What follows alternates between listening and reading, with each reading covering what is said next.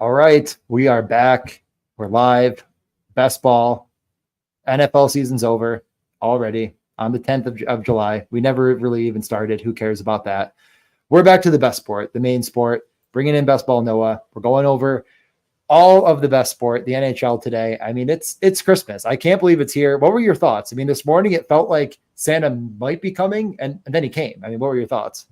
I've been unwell waiting for this, like every day in the Discord on Underdog, like NHL tab, seeing if there's anything open, nothing there. Going into the rankings, seeing if there's even rankings there, nothing there.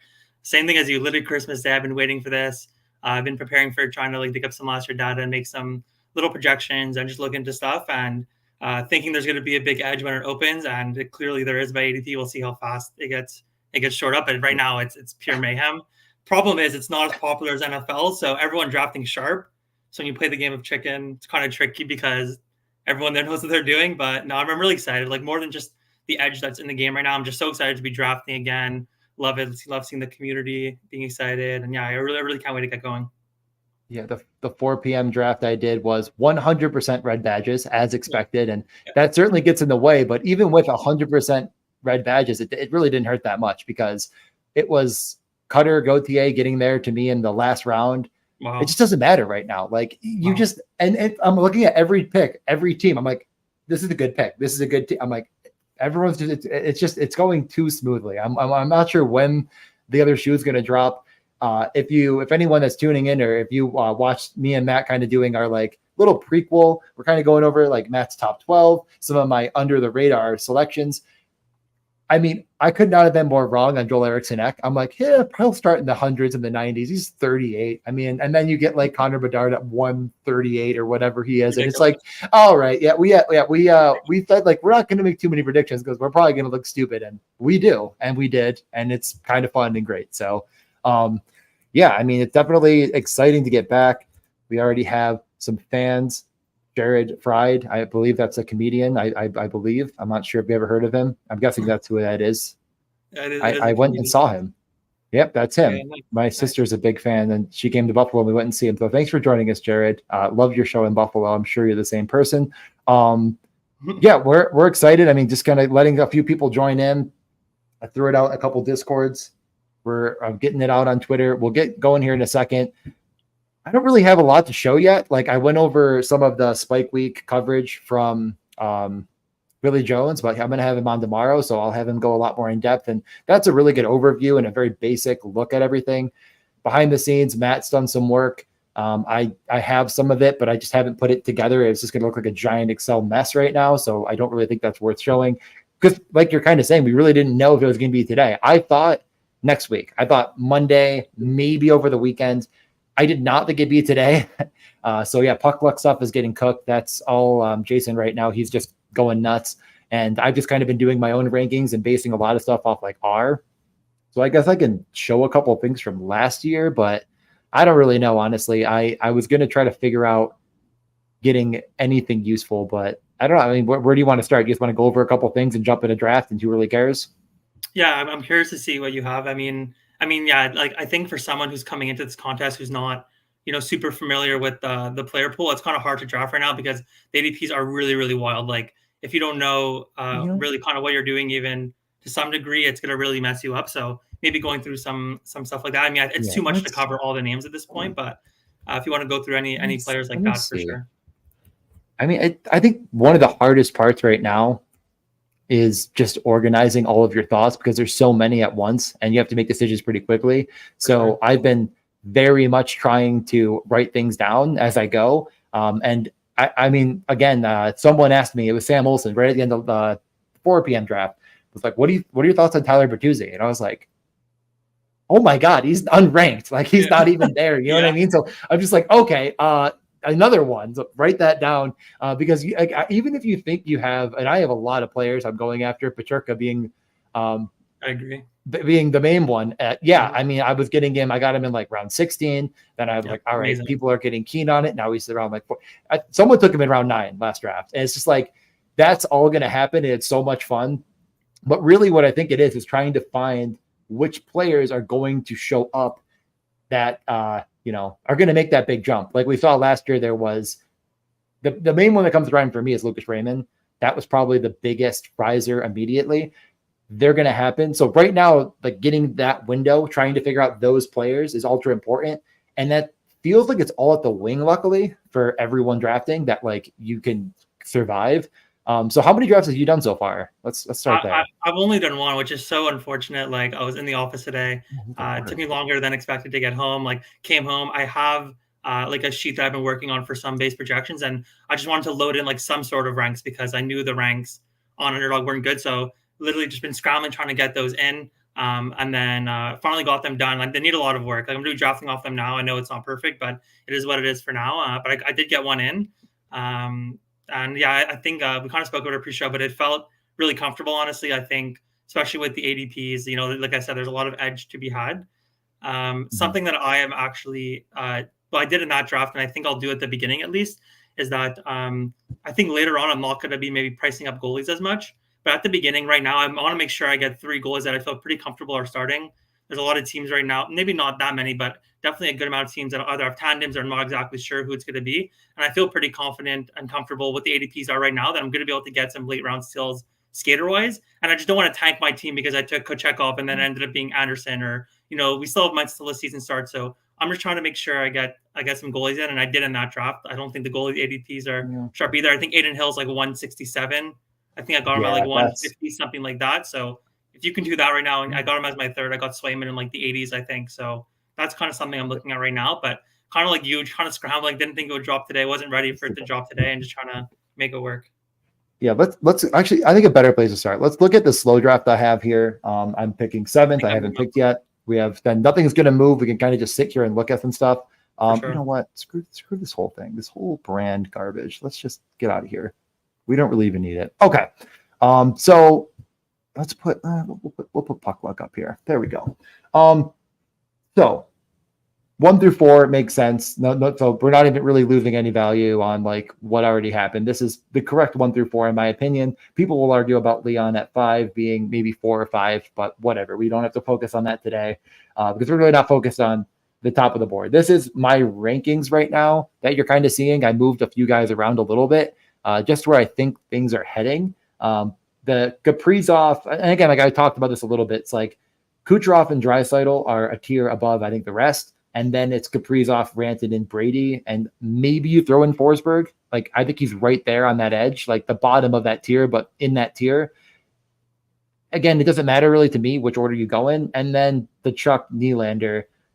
I think there's a couple guys I could throw in with them, especially at the wing position, like Panarin, maybe Robertson, maybe Reinhart. But I don't think at the top there's anything too crazy. Is there anything, though, first round-wise, that you're more interested in than anything else?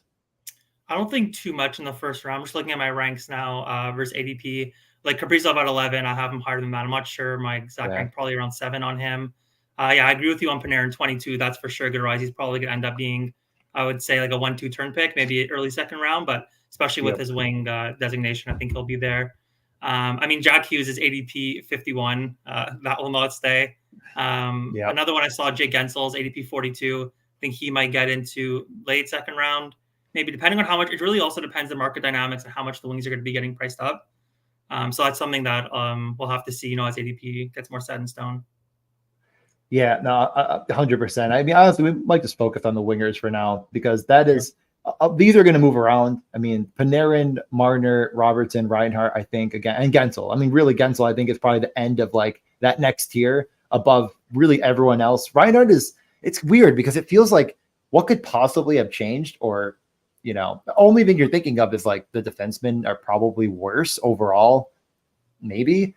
Everything else seems good for him, though, and he clearly was shooting a lot and involved incredibly high on the power play, which is really good. But it does feel like he's probably at the bottom of that tier with Gensel, in my opinion, because they just seem very reliant on others. So, yeah, not a ton off the start here, but I do think that there's clearly guys in the overall landscape that should move up a good bit.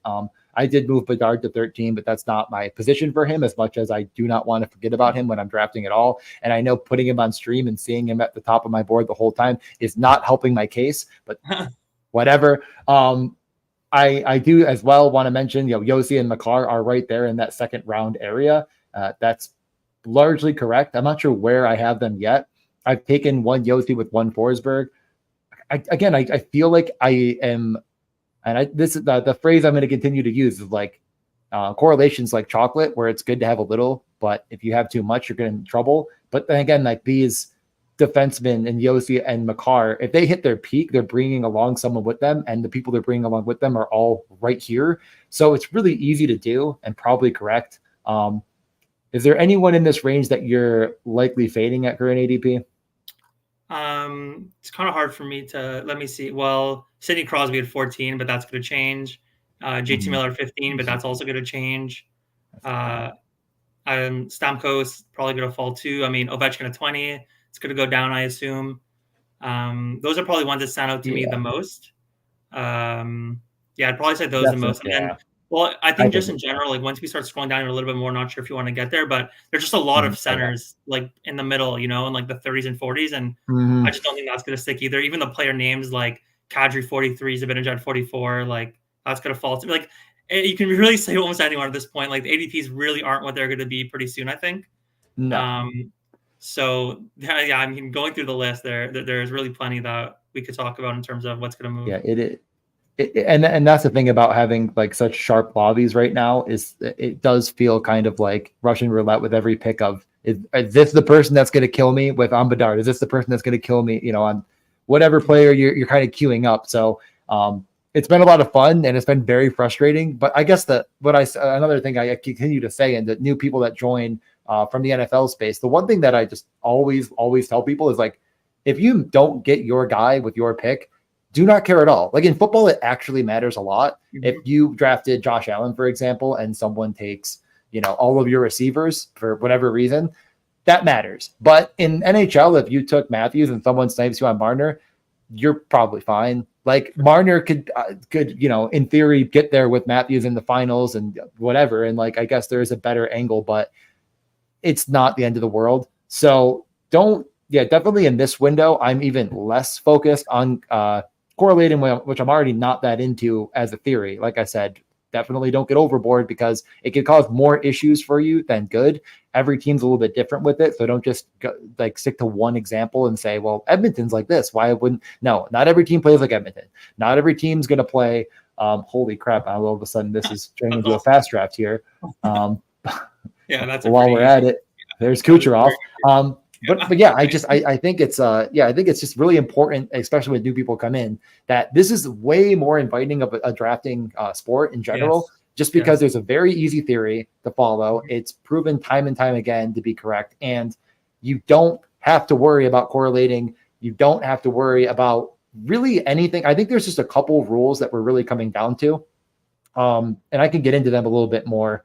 Is there any rule that you have set for yourself, like when you're drafting, as far as like positions or structure or correlating? Is there anything that you kind of stick to yourself?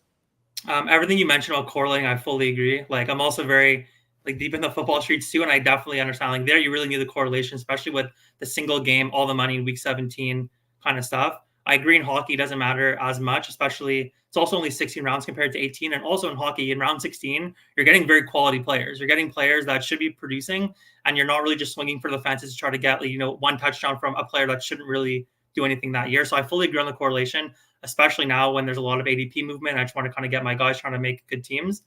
In terms of rules, like just by nature, the way I draft general on Underdog is that I'm not super rigid in my structure, but I'm pretty rigid in my structure when it comes to what I think is optimal based on the data. I see, Billy Jones is in the chat. He does, as you know, but I'm sure a lot of the chat knows too, does a lot of amazing work. And I really like lean into stuff that he does and other great work that's done. And yeah, like you said, for hockey, why it's so easy to get into, especially once ADPs are maybe a bit more settled, is that the structure is really, you know, consistent and not that hard to remember. For me, just, get the wings early, get them often. If you take a center early, wait on center. Like I said before, also making sure I want to get goalies in, especially now. I don't want to be taking dart throws at goalie. But like you said, it's really easy for someone to get into hockey because it's not hard to really learn the structure, which is the 3 centers, 7 wings, 3D, 3 goalies. So I'm pretty much always staying in that. Yeah. So yeah, I think a lot of what we're going to be talking about more and more as the whole best ball season goes on is not just, we're going to stick to a lot of the pillars that we started with year one that were ultra successful because they've continued to be. Now, some of it has been a bit of a self-fulfilling prophecy as more and more sharp drafters draft the same way. You're kind of going to run into a situation where that should continue to work. So again, I'm not saying everything's perfect. It definitely isn't. And there definitely could be things that change. I do think a lot of our initial thoughts have just been growing over the years. And something I want to write about, and that honestly Billy's already given me an idea for, is, and I think number one is, depending on where you start, definitely will change where you finish. So this is certainly dependent on the beginning regardless. But really either way, it's I'm thinking like, the first 4 rounds, first 8 rounds, and through 12, like where you need to be bucket wise. That's a big thing I wanted to work on. And Billy already kind of started that process a bit himself. And Matt's already worked on that process as well. It's just getting into if you're not at this point, you're probably wrong. In the early window, as we're going to get to, and probably already kind of gotten to a little bit, it matters less just because there's so much value down the line that maybe you can get away from some of these rules. But I do think as time goes on, if you get through, pick 100 and you don't have 2 goalies, for example, I mean, I'm not positive on 2 goalies yet, and it might depend on that first goalie you took, but probably if you don't have 2 goalies, it's probably hurting you quite a bit. If you don't have 4 wingers, you're probably way behind at wing. And if you don't have at least 1 defenseman or 1 center, like a lot of these things we want to start working on. And then from there, it's figuring out where the best correlation is. I was talking to Matt before he left about, is it better to correlate your defenseman with another guy than it is to worry about your center? Just because lines can fluctuate, there's only so many set in stone. And realistically, they change every year anyways. Even when we think we absolutely know without a fraction of a doubt, it's snap your fingers and all of a sudden it's different. Like, where is it better to correlate? Because that defenseman that you're drafting in this type of this contest is very likely power play 1, and they're very likely going to be with that player you're drafting with them. So that correlation is just kind of always there. So these are kind of things that we're going to continue to work on, and this is going to be kind of all off season. So it's a little bit different now, but I do want to kind of point these things out that I'm going to continue to go back to probably every single time. And to every person that, if you have anyone that loves hockey, and if they love fantasy hockey, this is the best format. So like going over just the basics is good. Getting a little bit deeper, I think, and just being like, yeah, not only 7 wingers, but like don't take 3 centers in your first 8 rounds or you're dead. It is definitely kind of like the first next step. And then, so I'm not sure if you have any thoughts on that. And then we'll just kind of go to maybe some late round targets and then get into drafting. No, I definitely agree with everything you said. And I think even in hockey, I think, like I said, I'm a very structured based drafter across Underdog, like across every sport. I really like play in principle to what I think is an optimal structure and try to build around that. And of course, every draft board is different. Sometimes you need to divert from the optimal, and then obviously an experienced drafter can work out of that kind of hole. But the way I see it, especially for hockey, is that since it's a more, I guess, niche and, not as popular sport, there's going to be a lot of people making mistakes. Like, I don't think you need to get super cute in hockey and make, all these different structures to try to beat the field. Like in football, there've been a million podcasts that are drafting the same teams over and over and over, and people start doing weird stuff because they're bored and because everyone's doing the same thing. Everyone's taking the wide receivers early in football. People are trying to do different stuff. I don't think you need to do that in hockey. I think if you just stay sound by the structure, and allocate correctly, as you said, which I think is amazing that you guys are going to dig up more on that data. I think that's integral to the growth of the sport for people to understand fundamentally when to allocate in certain positions. So I'm really happy to hear that. And that's always something I'm looking for. If I see anything, related to best puck data, I will definitely be reading it and would love to do it myself if I had the capacity or the time to. But I definitely agree with everything you said. And that is a building block for a new player to come in and actually have an edge and actually be able to compete without knowing the player pool yet. That can come after, but even with just good structure can really get you far. Yeah, that's definitely the motto we've had, and what we continue to try to do is like, I treat hockey like it's the most important sport in the world, and I always talk about it that way because to me it is. And if we just treat it like it's a secondary sport, that it's not that hard, just figure it out on your own. Like, we put in the time and effort, and everyone, I know there's so many in the community, including yourself, that put in the time and energy and effort because it's like, come check the sport out. Like, you're so much more likely to win 25K in hockey than you are in football. Like, for sure, it's incredibly unlikely in football, and it's so difficult to get an edge. And just going into the Twitter spaces of people talking about like the fourth who's the third receiver in Denver? And it's like, shut up. Just like, Exactly. let's talk about We don't Cutter know. Gauthier. Let's have some fun. You know what I mean? So, Exactly. uh, Yes. Yes, I do I, know. so yeah, I mean, we'll skip over all the middle. I don't know. Yeah, We'll get sure. into a few guys down the line. Let's start with wing. I'm going to go to any player that doesn't have an ADP. I Let's got start some. from the very beginning. And I mean, the first guy that pops up is JJ Paterka. Yeah. Already mentioned before, but this is a guy that I was like, man, I don't know where he's going to be, but I will be hammering JJ Paterka very early and very often. I was trying to pull this up, but I don't think it's still here. But as a Sabres fan, I am biased. So I just want to, do you have any thoughts on Paterka first and foremost? Not like too deep. Just from what I've looked into it so far, I think you would for sure know better than me. But like that fifth spot on the power play seems open for either him or Jack Quinn. Feel like JJ has the lead on that. And just looking at all like the rates last year, like JJ's shooting rates, his individual Corsi numbers are very strong. He's also 22 years old, right? So just that natural growth he can have just from that another age could benefit him a lot. So he's someone I'm definitely targeting too. Like he's the kind of guy with his shot volume, with his age curve, with the potential deployment he can get that can just take that next step and become a more household name that people will know. And all the groundwork for that, all the foundation for that happening, I think is right there. So it's really going to depend on if he actually is that good, which I guess maybe you feel you would know more than I would if he actually is that guy. But I think all the groundwork's right there for him to be in. Like he's definitely someone I'm going to be targeting.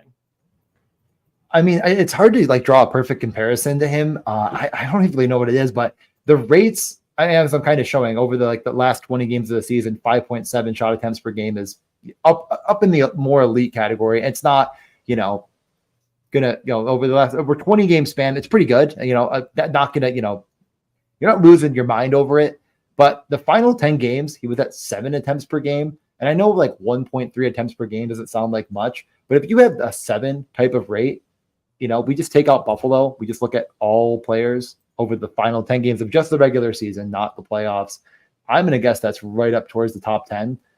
That kind of, a little down the line here, but up in the Nylander category, up in your Matt Tkachuk, your Cole Caulfield, who I'm sure we'll talk about. I mean, that is this type of stuff that you find in a player that's actually going to take that step in these kind of fantasy contests from very maybe like fringe useful. 516 is probably fringe useful to the not must have to advance, but the man, did he help carry a team that maybe wouldn't have advanced type of situation. And there's really no one else like that in this range outside of the two guys right above him, in my opinion, which is again ironic. Like you look at this whole list and it's like maybe Terry, probably not Tolvanen, definitely not Henry, just a third liner. Like I just think he's peaked with last year, maybe like a incredibly fringe. Schmaltz again just feels like his peak is last year's Paterka, but you get the like Igor Sharangovich, a guy that I have like 75% of right now. Talk about guys that can score 30 goals. DeBrusque, much bigger spot, similar sort of rates. But if we go down the line more, another guy that I was like, Patrick Kane's probably the guy that I think I'm going to take the latest that I get none of. Like people, I saw him go like 80th last draft. So just goes to show you, and this is, it just goes to show you that there's players, Uri Slafkovsky, again, I'm guessing you and other people in Montreal are just the people that are sniping me on it because these are the guys down the line, Tyler Bertuzzi, that still exist, which maybe break a little bit of the mold that I'll be building later as far as like you need this many by this time. Right now, you could be have a little bit more wiggle room because there's actual like game changers down here. Maybe not too much down here, but if you type in old Cutter, that's a game breaker. Maybe Mr. Michkov. Wait, Mich. I'm like, there he is. Oh boy, projected at 0. I don't think he's going to have 0. So there's just so many in the wing. Whereas center, I feel like actually, just because there's so many projected that like getting out of all of this, you run into Pierre-Luc Dubois pretty quick and a bunch of other guys that don't matter. I went through my top 2, which were Fantilli and Mason McTavish, and I think Fantilli a little bit over Mason. But other than that, there's really not a lot at center. I'm not sure if you found anything different at center. At center, I found Shane Pinto, Josh Norris. Both don't have ADPs. Pinto was one that I had. I forgot about. Yeah, Pinto could be good. Yeah. I like Josh Norris, I think I'm just too scared. I'm a coward. no, that's I will fair. just admit it. Um, Yeah, at center, I agree with you. I don't see that much. Yeah, Mason McTavish, obviously, that's a big one. Pinto was the Leo one I forgot Carlson about. also. Yeah, that's that. Matt mentioned Leo. I Yeah, agree. It's just tough. Again, I mean, I Logan like so Wright. many of these guys, but do I like Carlson more than Pinto even? Like, I don't think so. And like Fantilli, do I like him more than probably not over Fantilli? It's just like, how many times am I going to get into a draft where I'm really down to Leo? It's going to be tough, but I definitely like it, especially when you have, the defenseman I put on the, Mm-hmm.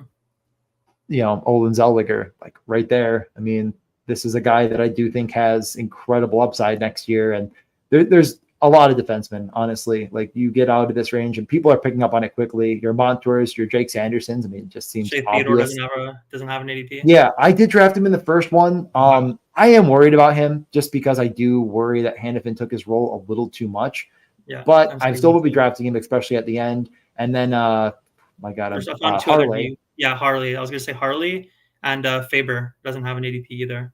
Faber, yeah. I mean, I'm probably going to be lower on Faber than most if he keeps getting drafted before I would take him. But I do Right. agree. Who was the defenseman? Oh my God, Sergachev. Thurgachev. That is exactly. I feel like Yeah. does he not have one? Right. I don't think he Also, has Montour one. I doesn't know have one either. Montour does. Yeah, he's right. Yeah, Sergachev. And I can't get him at all. I have a minor concern about his injury, but he came back for the playoffs. Like, it's just weird that they traded him. You know what I mean? Like, it's less so that I worried about him and more that like, why would they trade him? Oh yeah, Dougie. Dougie's the Yeah, other that's a big great one. one. Yeah, that's a Yeah, monster one. Monster Dougie and one. Patrick Kane are the two guys that you just can't get though. Like if you think you're gonna wait till after 100, I have news for you. You're not. Yeah, So and these are just some actually, guys. I was gonna say Oh, along those lines, like I understand like at this point without the ADPs, there's kind of like a game of chicken, right? Of like, am I gonna wait and try to push this guy? Like for me at this point in time, like I know I'm only gonna get in like a limited amount of drafts, even if I get in, let's say 20 drafts at this point in time. I don't really want to be like too cute, try to push it an extra round. Like I don't think the ADP difference between round 13 to 15 is that substantial. I'm really just kind of like build the best teams, and I don't want to risk getting sniped. I don't think the risk of getting sniped is really worth it. If I can just take, yep. I'm just trying to take players that I think will increase in ADP value and like not trying to get too cute with it. Like I'm trying to like when I'm drafting, obviously in certain spots, maybe push it depending on board or stuff like that. But I would advise also if you just think something's mispriced and you think that player is the best pick at that price, especially in these hockey drafts where there's a lot of badges, a lot of people that are drafting right now do know what they're doing. I'm just not trying to squeeze out that little extra juice, and I'm just trying to build like a good team. Teams that I know I'm going to look back on in a month and be like, look at this ADP value on this team, which I'm very confident you can get right now by just following what we're saying and keeping an eye on what's going on with ADPs. I mean, I don't know when it'll change over. I think it's by number of total entries before it changes over, and maybe they've changed it to daily. But when it changes over, yeah. I mean, I still remember that my winning team it had Jack Hughes, and I got Jack Hughes that year in like 90s, and he ended up going like 20th. And there's definitely going to be guys like that. A lot of these centers are not values. I don't want to go too into that. Again, we're going to just, I could ramble out about hockey and especially underdog drafting for hours and hours and hours. There's a couple guys, I've already mentioned a couple that I'm not interested really in at all. Like I'll just mention Zibanejad. Like I think that is one that I am just going to fade. I think he'll fall just very clearly, in my opinion, not a 5-on-5 game breaker any longer. And I just, is there anyone else you want to mention? I mean, I feel bad saying Frank Petrano with how good he was last year. And I still think, I mean, again, like there's a couple guys that I was flabbergasted. Like I was like, oh, Frank Petrano's gonna be a good guy that isn't even ranked. I think he's 50. I'm like, well, never mind that one. Is there anyone else you want to mention that you're kind of fading that maybe people wouldn't be? And then maybe we'll go to goalies quick and get into stuff. Fading that people wouldn't be as tough. I think in general, I agree. Like pretty much all the centers in the mid rounds, I don't think I'm taking any of them. The one draft I did so far, I was lucky enough to finish a 101, got McDavid, the 101, and then I didn't take centers till the last two rounds just because I think they're all pushed up too much, and I think a lot of them will fall. And I do think there's still value late on centers. I mean, in terms of what I'm doing, like we kind of already mentioned, it's kind of the wings that don't really have an ADP. Like a big one for me is Dylan Gunther, but I'm sure he's going to be eaten up. Also, he doesn't have an ADP right now, but I'm curious how high he's going to get chased up. But if I can get him at a reasonable cost, that's something I'm doing. Another wing that doesn't have an ADP that's going to get chased up that I want to get now if I can would be Logan Stankoven. Also curious for him how high he's going to get chased up. But for me, it's really these wings that I'm going to be trying to be taking in like the late middle rounds, and pretty much letting all the centers fall. Like I'm even trying to look now if there's like any center I would take at ADP based on where Underdog has them now, and there's like very few, honestly. Um, Nothing else, no centers really jumping out to me. Yeah. I mean, Gunther, I was kind of showing the last 10 games, it was like 5.5, but the whole season, this guy was over 5 shot attempts per game, which is a very big mark. And only person that beat him was Clayton Keller. Like, this is not a fringe guy. I was actually listening to like the What Chaos show, which is definitely not for your fantasy news. They're just kind of clowning around and whatnot. And they were talking all about Utah. They're going all into detail about. They didn't mention him once. Like the public perception on Dylan Gunther is probably unknown. So I know the real, the badge brigade is out right now, but I wonder how fast he rises and if anyone is even interested in him. If you get into some of these, late night Vancouver only draft lobbies, when you get some of these, the newbies later on, like that's a guy that I think is going to rise quickly and then just sit. And I am going to have so much of him down the line. So if you start me on him now, okay. But I am definitely going to find my way to get back to him soon.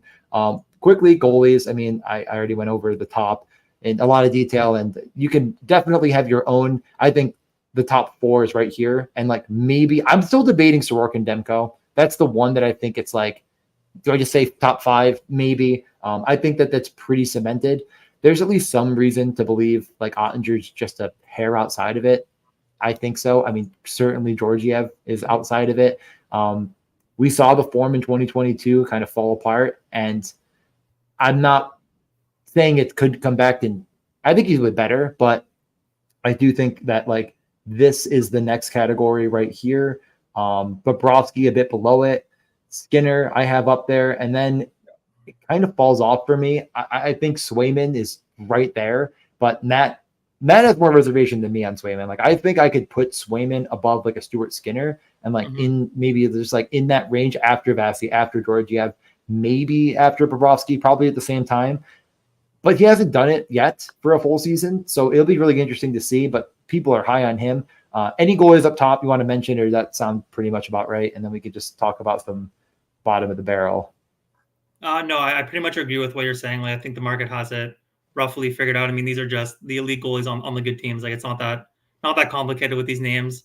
Once you start scrolling down and getting in the middle, that's where things get a little murky. I think Gustafson's kind of interesting. I just don't believe in Fleury much anymore. Is Wallstead going to kind of slowly emerge into the fold? It's a little bit concerning to see 3 goalies. Montembeault's honestly probably fine in Montreal. I'm sure you've heard of him. I think that a lot of other guys around here, I just have very little interest. I mean, like even Ukko-Pekka Luukkonen, I think it's like a little bit high right now. Mrazek is egregiously high because he's definitely not the starter in Chicago. So like I wouldn't draft him at all. And not even the starter in Chicago is kind of a no-go for me. They picked up Laurent Brossoit. I just think that they signed him to start. Mrazek is not an NHL quality goaltender, and just when you play enough games, you might look like you are sometimes when you at least have some ability. A lot of these other guys are backups. Kemper, I think, will rise, but above all of them, and you already mentioned it, is Aiden Hill. He's down the line a bit more. Just incorrect. And I keep wanting to take him, but I keep taking 2 goalies too early. And I think he's up in a much higher category, like way higher. But it's tough to say though. Oh, I typed in an H instead of a G. So they have Samsonov, right? Which obviously is not their starter. Let's not get crazy. How many games could he steal? Like, I don't think Aiden Hill is anywhere near the clear cut, nowhere near the Demko level. Like, how much further down do you have him than like a Vasilevsky, a Bobrovsky, maybe even like a Stuart Skinner? Like, is that where you kind of put him, like around the Stuart Skinner level? I'd still have him like below that, I think.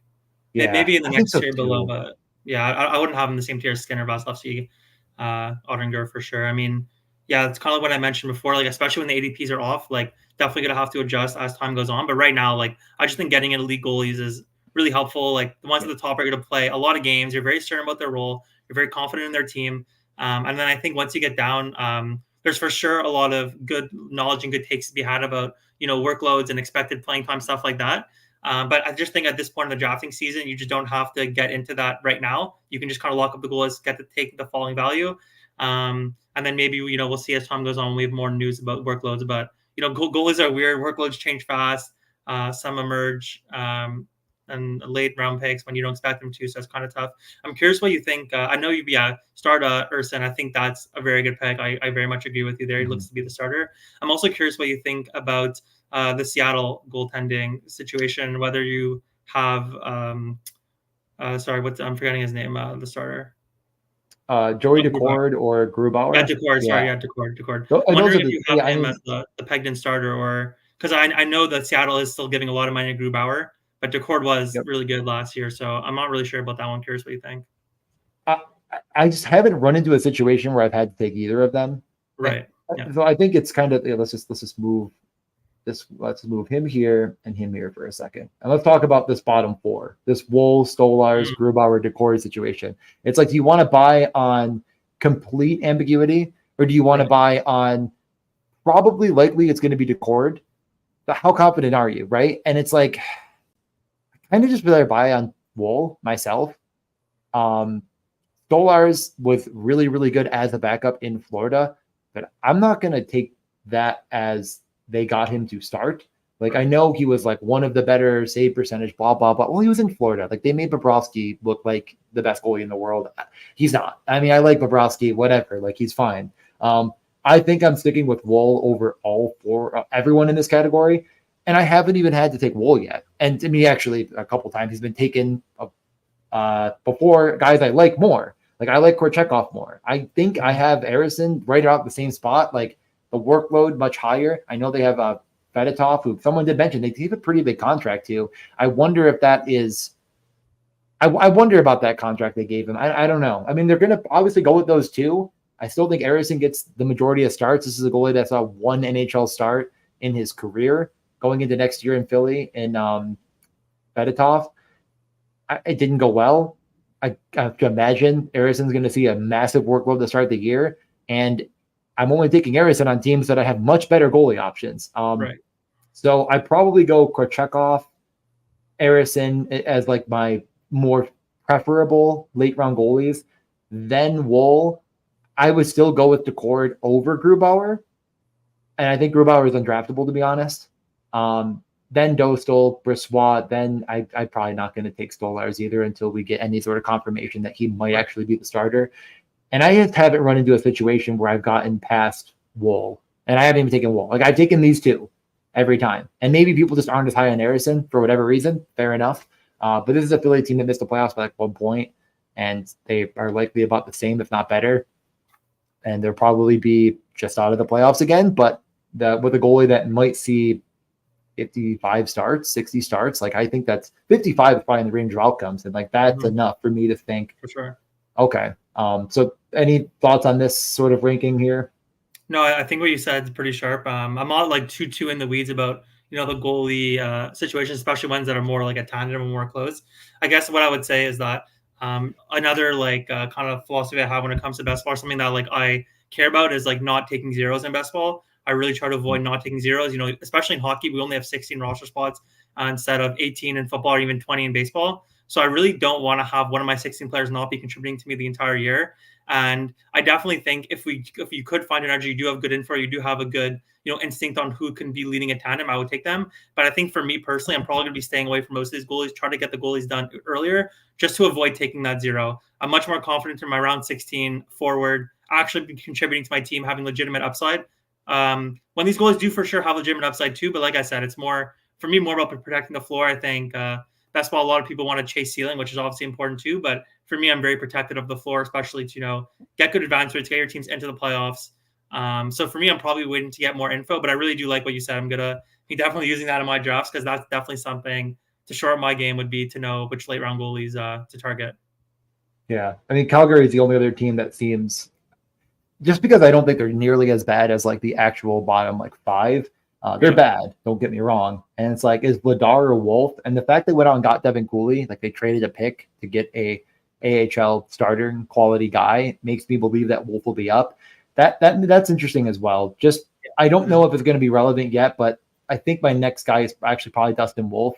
Just because, like, when do you need Dustin Wolf to be good? Late on in the season. And Vladar probably isn't an NHL quality. So, like, that's probably the absolute last guy. I still like Dostal more than even him though. But yeah, let's get into a draft now. I think it's high time. Absolutely. Also, the fly that likes my ring light and it's trying to. So yeah, I'm gonna click enter. I'm assuming it won't be full without us both in it. Yeah, we still need 7. So we'll wait around. Now we need 6. Good. People could join. Yeah. That'd be great. And then we can continue to just talk about stuff while we wait because yeah, my last one waiting was definitely not fun. But I think people have probably been waiting to join. I'm hoping. I hope so. We'll see. I think one.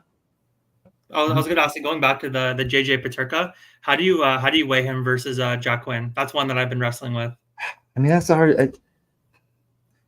Matt always likes to act like he's this power play expert. I swear, I'm like, we're just making stuff up half the time. But he seems to think that like Quinn makes more sense for whatever reason. I don't really know. Like again, like this is a new coach. Are they gonna?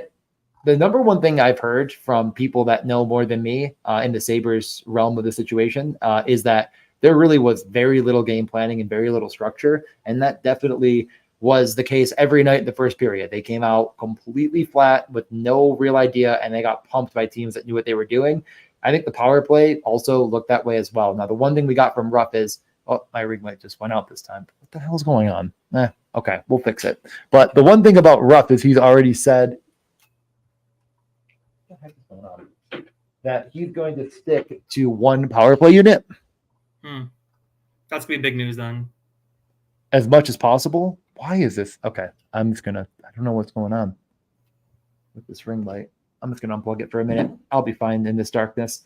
So it is a concern because whoever gets it might stick with it for longer than we might want if we have the other guy. The only players I'm 100% are Dahlin, Thompson, and like, I don't really know if there's anyone else that I'm 100% positive on, right? Like, Tuck, probably. Like, someone's got to play that position. People are probably assuming Cousins, but he lost it at times. So I don't know. And like, your best, like, distributor and guy that found room to make plays on his own was Peterka. Like, I just don't know why you're not going to put him in when everything else feels like a question mark. Like, name one other player that you're 100% positive. They've tried everything last year. Nothing worked because they had no structure and no plan. If you plan your best unit, which in my opinion would be Dahlin, Thompson, Peterka, Tuck, and Cousins, then you can make it work from there. But you just have to have a good plan. Like, just change up what you did last year. It wasn't good. So Quinn is interesting. He's the only other guy, but I feel like he would honestly take Cousins' spot. Unless if they need Cousins to win faceoffs, which he can't do. So I don't know. I just don't. I think Peterka's the better player. And I'm just going to bet on the better player instead of trying to galaxy brain myself into, well, last year the guy that takes over is not just taking over Jeff Skinner. Like, he's taking over a position probably on a bit of a new look. Yeah. I mean, I'm definitely not super in the weeds with the Sabres stuff, but just seeing like, Quinn was high draft pick. Lucky. He's young. He was good on a per game basis when he's playing. Like, I'm always biased towards, the higher draft picks when they're young and could take an unforeseen next step. So that was something I'm curious about. Like me, just for how I see it is I'm probably going to try to get balance of both because I don't want to get burned taking the wrong one. And I'm not too confident either way. But I think they're both good picks. Like, I guess we'll see how high they get chased up. But they're both players that I want to be taking, especially now when they're not going to be getting drafted whatsoever. Yeah, no, I mean, Peterka will be, Quinn won't be. I think actually he has been going in the last round, and like it's totally fine to buy. I mean, I wouldn't go with both probably ever. Like, it's pretty hard to see where they're going to both get there at the same time. Quinn, when healthy, has been just as impactful in this. And again, mainly in a fantasy perspective, both of them are bad defensively. Let's not get it twisted. We'll see if that improves because that's going to be a big part of the Lindy Ruff mentality, which frankly is, I mean, it can't get much worse in Buffalo. I mean, what are we going to do? Miss the playoffs for another year? Whatever, right?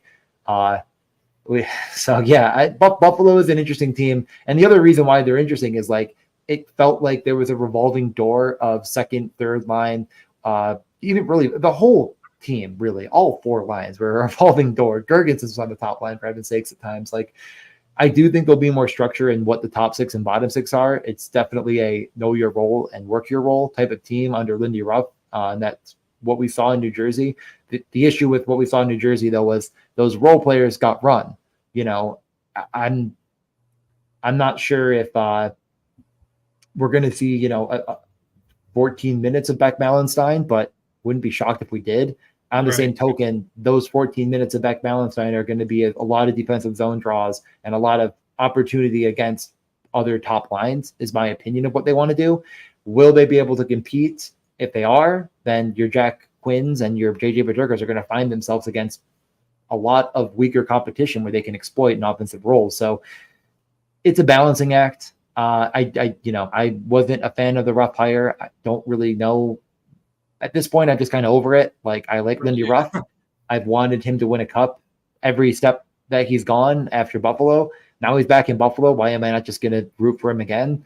But it's interesting because it's not Don Granato's offense. It's not a Andrew Burnett takeover or Sheldon Keefe. It is Lindy Ruff, an old style coach who did open up a little bit in New Jersey, but man, did they look bad last year. So we'll see. We will see.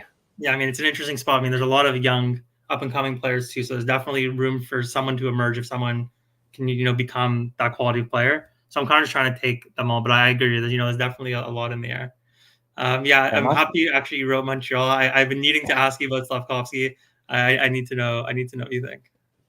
I mean, yeah, you got to take him. I mean, again, it's where he is at ADP is not. So he's certainly, I don't know, like I probably have him in the 100 to 120 range. Like, yeah, it's hard to say right now because ADP is so bad that it's like maybe he is higher than that.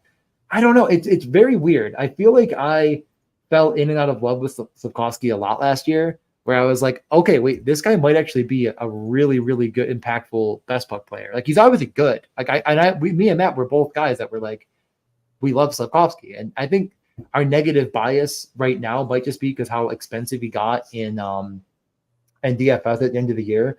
But the rates under 4 isn't on the season doesn't feel great. He definitely started shooting more and more as time went on, and definitely got solidified as time went on. Is if once you throw out the first 30 games of the year, if you want to do that, like that's when it all changes. So yeah, so last 10, 5.8. Now we're talking, you know, Dylan Guenther, right? So it's very it's kind of one of those things where it's like, well, I'm absolutely buying on that, but where am I buying on it? So far, I have not bought on it as high as everyone else. And it's not to say it's not because I don't love him and think that he is. I mean, it's like if you know, I don't want to compare him to Lafreniere because the team is not as good, but it's like it's just in such a better spot than Lafreniere, and he's maybe not quite the same skill level, maybe, but like we're not even really sure if that's true. I don't. Right. It's so weird. It's so weird because the thing about I was going to say he's so young, Slafkovsky too. Like, he's not like a typical coming in at age 22, 23. Like, it was his age 19, 20 season. Yeah. I mean, try to think through like how many guys on Montreal are even relevant at all in fantasy. And it's not many. I'm not even sure. Like, Mike Matheson's going a bit early for my liking on it. And I am an all-time Mike Matheson slappy. No, that's fair. I mean, there's concern about I do think he will. Well, I think he'll definitely start power play 1. But yeah, Lane Hudson's the concern. Not a concern for me. A concern for Mike Matheson drafters. I know it's so hard because I really thought about taking Lane Hudson, and I'm like, do I really want to be this early to the party? Like, think about every other prospect of the same ilk, and it just took time for them to get to that rate level that you need. Like, Quinn Hughes had not reached he reached usefulness for sure, but he never reached anywhere close to where he was going until this year. And it is a good buy. It might not be my buy this year. It might be my buy next year. And Mike Matheson is certainly going to have a very, very big role. 82 seems a little bit egregious, but there's no other winger on this team that I'm even considering clicking on. Rest in peace, Harvey Pinard. Would have loved for him to happen last year. But that's the thing, is like Slafkovsky's going to be power play 1. He's going to be everything you wanted him more in a very big role. Like, if we're questioning Peterka, we're not questioning Slafkovsky. I would put them in the same category. So yeah, I mean, honestly, it's probably right around that like 9-10 turn that he'll eventually be going, and I think he will get there. Yeah, I Yeah, agree. I think I just keep going back and forth on him, and I think I it's just mean, because of like the yearly rates are so bad, but the end, and it's like, can I get over it? I think I just as have to. someone who was like I didn't watch too much of like the entire NHL last year. I'm definitely going to be watching more this year, but I did watch the halves, and like you can just like it was so obvious to anyone watching like the transformation that was happening. Like I remember even in maybe probably it was December, November, like myself, other half like we all saw Slavkovsky was turning on, and the points still weren't coming, and it was just like wait for the points to come, wait for the points to come, and then the points came on in like a very big way. And I just think he's so young. I think people often forget that he was a first overall pick, and I understand that Yep. it wasn't a strong first overall pick, but he had a very strong prospect profile to go first overall. This isn't some random player that just popped onto the scene last year and had a good year. This was a player that went first overall, had the pedigree, and had the upside to be a very good player. And I think clearly showed that last year he is that player and he is becoming that player. But I do understand what you're saying, because the tricky thing with best ball, I mean, it goes back to the Lane Hudson thing too. It's important to mix together, your best ball takes and your best ball drafting knowledge with hockey, because I agree, like going back to Lane Hudson, I'm definitely insanely excited for Lane Hudson as a half sign. I think he's going to be amazing. I think he's going to like take over the first power play. I don't know about this year, but eventually will be his. And I feel very confident and very excited about who he's going to become. But going back to what I said about the goalies, I don't want to be taking zeros in best ball. And I do think Lane Hudson will start the year on the Montreal Canadiens, but the Habs have a very, not that it's so strong that it's loaded, but a very deep defensive core with a lot of good young players too. And it's not super clear to define his role or his time on ice in that first year. So again, going back to the taking zero thing, I am not going to be clicking Lane Hudson right away now until we get more information. Maybe Lane Camp, he could be someone that I'm taking, closer to the season starting. But I agree also what you said about the rates and just the development. Like I think it's a little early to be, taking him now in basketball, but I think it'll come. And back to the Slavkovsky other component that mixes in with basketball, where he's a very exciting player, and you say you love him and you believe in the improvement. But at the end of the day, we're playing a market-based game, and it's going to depend who he goes next to, right? If he's going next to players that it's not who you don't think he's at that level, which is going to be very fair. He's going to be going next to very good players. I mean, it's kind of hard to see now because the ADPs are all scuffed that you're not really going to know who it's going to be, but it's going to be players who already produce at an NHL level, who are good, who have good rates, who are on good teams. Like these are going to be good picks. So I understand it could be hard to get there. And at the end of the day, that's what best ball is. That's why best ball is so great. It's that once ADP does settle, we do have a market where there is obviously inefficiencies, but it does make every decision difficult. And it's not that easy to just be like, oh, I love this player, I'm going to take this player, because where's the player going? And that's going to drive the exposure. Not for me, I'm going to have a lot of Slavkovsky either way. Like I just need to do it, but for anyone else, for sure. It's God, it really is just like I just keep liking a few guys before him. Right. I'm kind of just looking at some guys like Busnevich, for example, where I don't think he's losing anything. I think I just have him a little edge above a guy like Slavkovsky. Jarvis is also super wrong, like ADP wise. Like I have him above though as well. Like, and I keep kind of getting down my list, and when I get to Slavkovsky, he's gone, and it's not far. Like it's okay, it's like Sveshnikov, and Gaudreau, Slavkovsky. Now we're starting to talk, right? Jeff Skinner, okay, and Slavkovsky's gone. Okay, well, next time, So it definitely is just because of how unsettled ADP is that while people are taking literally auto drafting Joe Pavelski, and drafting, I don't know, freaking Joe Pavelski there. Yeah, he's not going to play, so it's going to be rough. They're literally drafting. Let's think. Let's go up in ADP and center. They're actually clicking on. Zibanejad we already talked about. No need to harp on that. They're, I don't know, clicking on Rupe Hintz, the corpse of what once was. I don't even know. Like honestly, it's tough. Kopitar, yeah, they're clicking on Kopitar, and you can still get Slavkovsky, right? I mean, I don't know. It's once it settles though, we're going to be. I think, Mackenzie Weegar is also one of the weirdest. He had 750 points. Mackenzie Weegar being there is just like copy paste of like what he did last year, but like projecting forward, like I'm not going to have him there. Yeah, there's a lot of guys that are a bit skeptical, but I'm not sure there's anyone that's truly. completely insane. But Uyghur feels weird, but I guess he could be power play one. What do we have? 4 more people. Talk about Mackenzie Uyghur. That's what happens here when we just can't fill. So happened to me at 4. I have a more exciting name. I was actually thinking about this. I'm kind of like scared to even say it of like potential backlash, but like, can you talk me through a bit about? Okay, so well, first I'll just actually for Draisaitl, where do you expect his ADP to settle in? Yeah, I mean, I have been shocked with how late he's going. Like, it just keep and like not because I have him. Like, I think 6 is truly generous of what I'm giving him. Like, that's factoring in ADP. Like, I don't want to have 0, but like in reality, I honestly think I'd almost prefer Brady. Like, everyone Brady and up. Like Draisaitl, Forsberg. I think a Kaprizov have.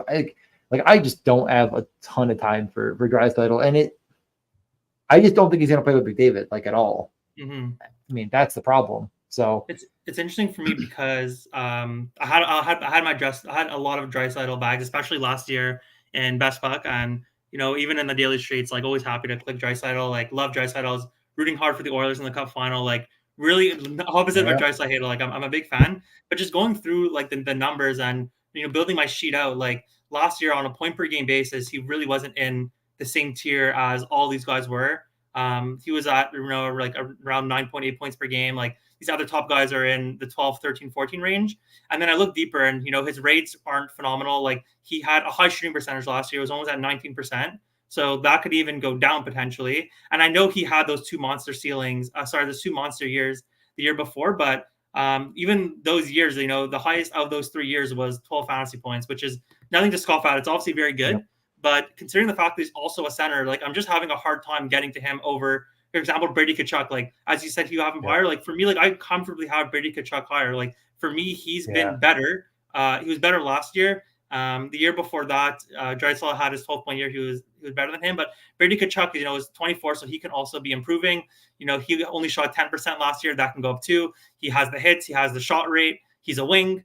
I'm just struggling to get there on Draisaitl. Like I don't think he should be a big faller. Like I do have him still in the first round, but I don't know. I don't know if I'm missing something or if people are just projecting him to be what he was last year. But maybe if you want to like just talk me through like last year, like why are we projecting such a big growth from him going from last year to this year when shooting percentage was high, his rates weren't great. Like you said, not playing with McDavid, center position. I'm just having a hard time getting there on Draisaitl if he's going to go at 6.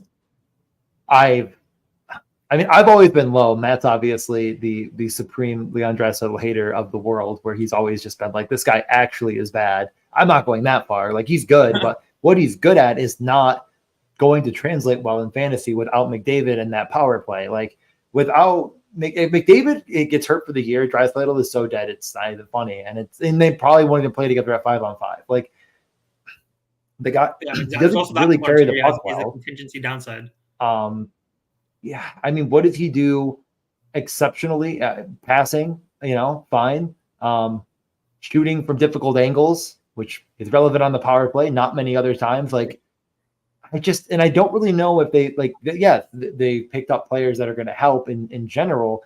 I wonder how impactful Arvidsson's going to be, because it's definitely not Jeff Skinner. Like, if not Chris Knobloch goes Jeff Skinner, Draisaitl, and insert another player that isn't McDavid, I don't know. Like they should just fire him that day. Like they should say like, you're wrong and you're fired. And I know what you did last year and you're still fired, because that's not going to work. So you're really tethering Nugent Hopkins being pretty good to help carry him, and Arvidsson, who I love, being very helpful. I don't know. I would be, man, there's a lot of ways it goes wrong, but there's the way it goes incredibly right again, and that is because they do end up putting him with McDavid. I don't really know what that looks like, but there are enough top 6 forwards that you could start to put it together. And when that happens and you get Draisaitl, like I do think he falls to 7 or 8, just with how people are drafting, maybe largely based on last year. But there is another narrative where he gets back to that form, and that's because they feel like they can carry a second and third line that are strong enough to really deploy that, 3-headed monster with Hyman as the third guy in. I don't know. For me also, I just don't like going back to what we spoke about at the beginning with like just structure, like for me, like the way I want to be drafting, like if I'm taking a center in the first round, like I want to be like confident that he is better than like the next best wing, like pretty damn confident, especially in the first round. That's very significant draft capital. So for me, it's like if I'm already questioning Draisaitl or Brady Tkachuk or Draisaitl or Kucherov, or even Rantanen, like I think Yeah. Draisaitl is a better player than Rantanen. I'm more confident that Draisaitl will score more fantasy points than Rantanen, but how confident? And the fact that he's a center over a wing, like to me, I just think it's going to be hard for me to get there. Like I just know myself, I'm going to be wanting to take wings early. I'm going to want to take them often. And it just also, this goes to something that people who are in football are experiencing now with the whole, not to get too into football, but just the whole wide receiver avalanche, and just that it's so costly to detour, right? You have to pick your spot to detour, and taking a running back early in football, or taking, a quarterback or tight end early in football gives you less flexibility throughout the draft. So if you take a center in the first round, if I'm taking McDavid, Matthews, or Draisaitl on the first 5 picks, you are really limiting your flexibility in terms of taking a falling center later in the draft, right? Because you don't want to overinvest in center. You need to catch up on wing. So for me, I just think it's going to be very hard to get there, because I'm really going to lean into structure. I'm really going to lean into what I want to do. And I definitely think McDavid, Matthews, McKinnon are worth paying that price. I don't think it's, well, I can obviously debate anything, but I think they've earned their right to be in that tier where they're worthy of a top 3 pick, they're worthy of a center. And with Draisaitl, I just have some question compared to the other guys. And even some question to me is like just getting me off of it. I know. I put him at 6 as like no one's going to let him get to 6. Right. And he's getting past 6 immediately. Well, I think for me, a lot. Yeah. I'll just say for me, like my top 5 is like very clear, where I have like the first 3 centers and then Pasternak and then Kucherov. Like I don't see a way I'm getting past that 5. So for me, Draisaitl is only even on the table at 6. But like I said, I prefer Brady. Like I'm probably going to be preferring Kaprizov. I might be preferring Rantanen. Like it really just an ADP thing. I'd also, like for me, I also draft for fun at the end of the day. And like I do love the Oilers. I want to watch the Oilers. I want to cheer for the Oilers. And like I don't want to have no Draisaitl back, so I might just like do it for that argument. It's so hard. But yeah, I mean that's a tough one, and kind of been scared to even bring that one up, because it's just like Leon Draisaitl, and he's such a respected name. But yeah, that's one that I was struggling with a bit. But I guess we'll see how much wings get pushed up to. The other question mark I still think is Philippe Forsberg, which was my highest drafted player last year, and I still love him, and I still think he's worthy of where he is, and he's in that echelon of wingers that's so important to get, that like you can't really avoid him.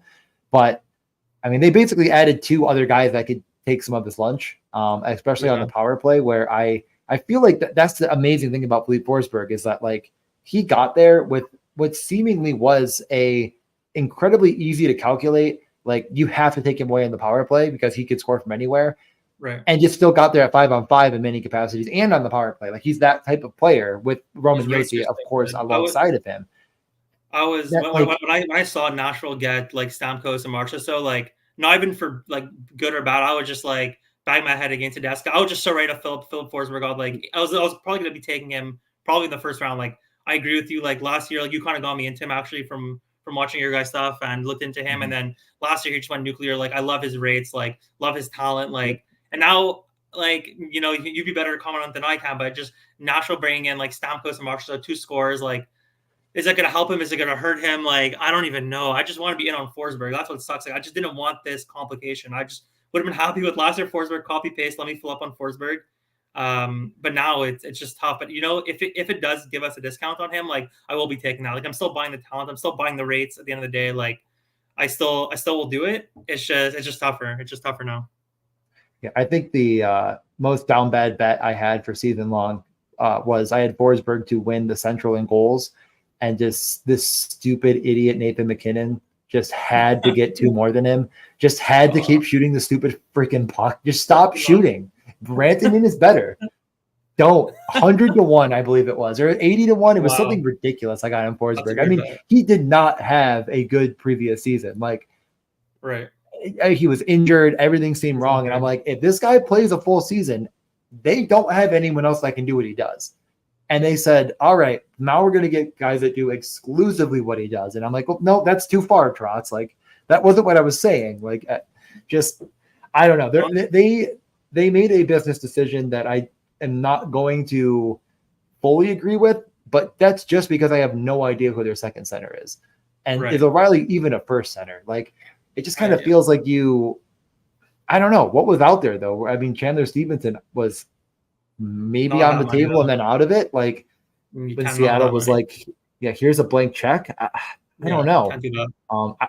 I thought that was the fit though for Chandler. Honestly, like you put Chandler in with with Stamkos, and then all of a sudden they got Marchessault. It was like, wait a minute now, huh? But there's no reason to compete with what Seattle offered as far as terms. So I mean, Oh, for I sure. guess, but maybe they'll And try to another one figure I it out like, later. I was gonna say Mm, another one you mentioned before the missing game. Another player that I've become pretty into just looking at the data and the stats from the last few years, but now worrying is Jack Eichel.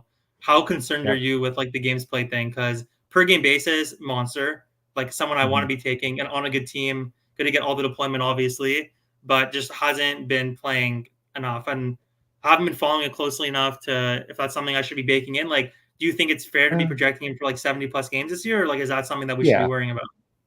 I just don't care about injuries all that much, honestly. Me Like neither. That's my philosophy in there's a general. few, yeah, there's a Me few too. guys Okay. where it'll Yeah. factor in. Okay. It's not him. Um, Okay. I'm in then. Yeah. That's all I needed to no, hear. I'm not I someone who think plays both 26 is 26 is maybe a tad high, maybe not. It's tough. I mean, I like that, I, honestly.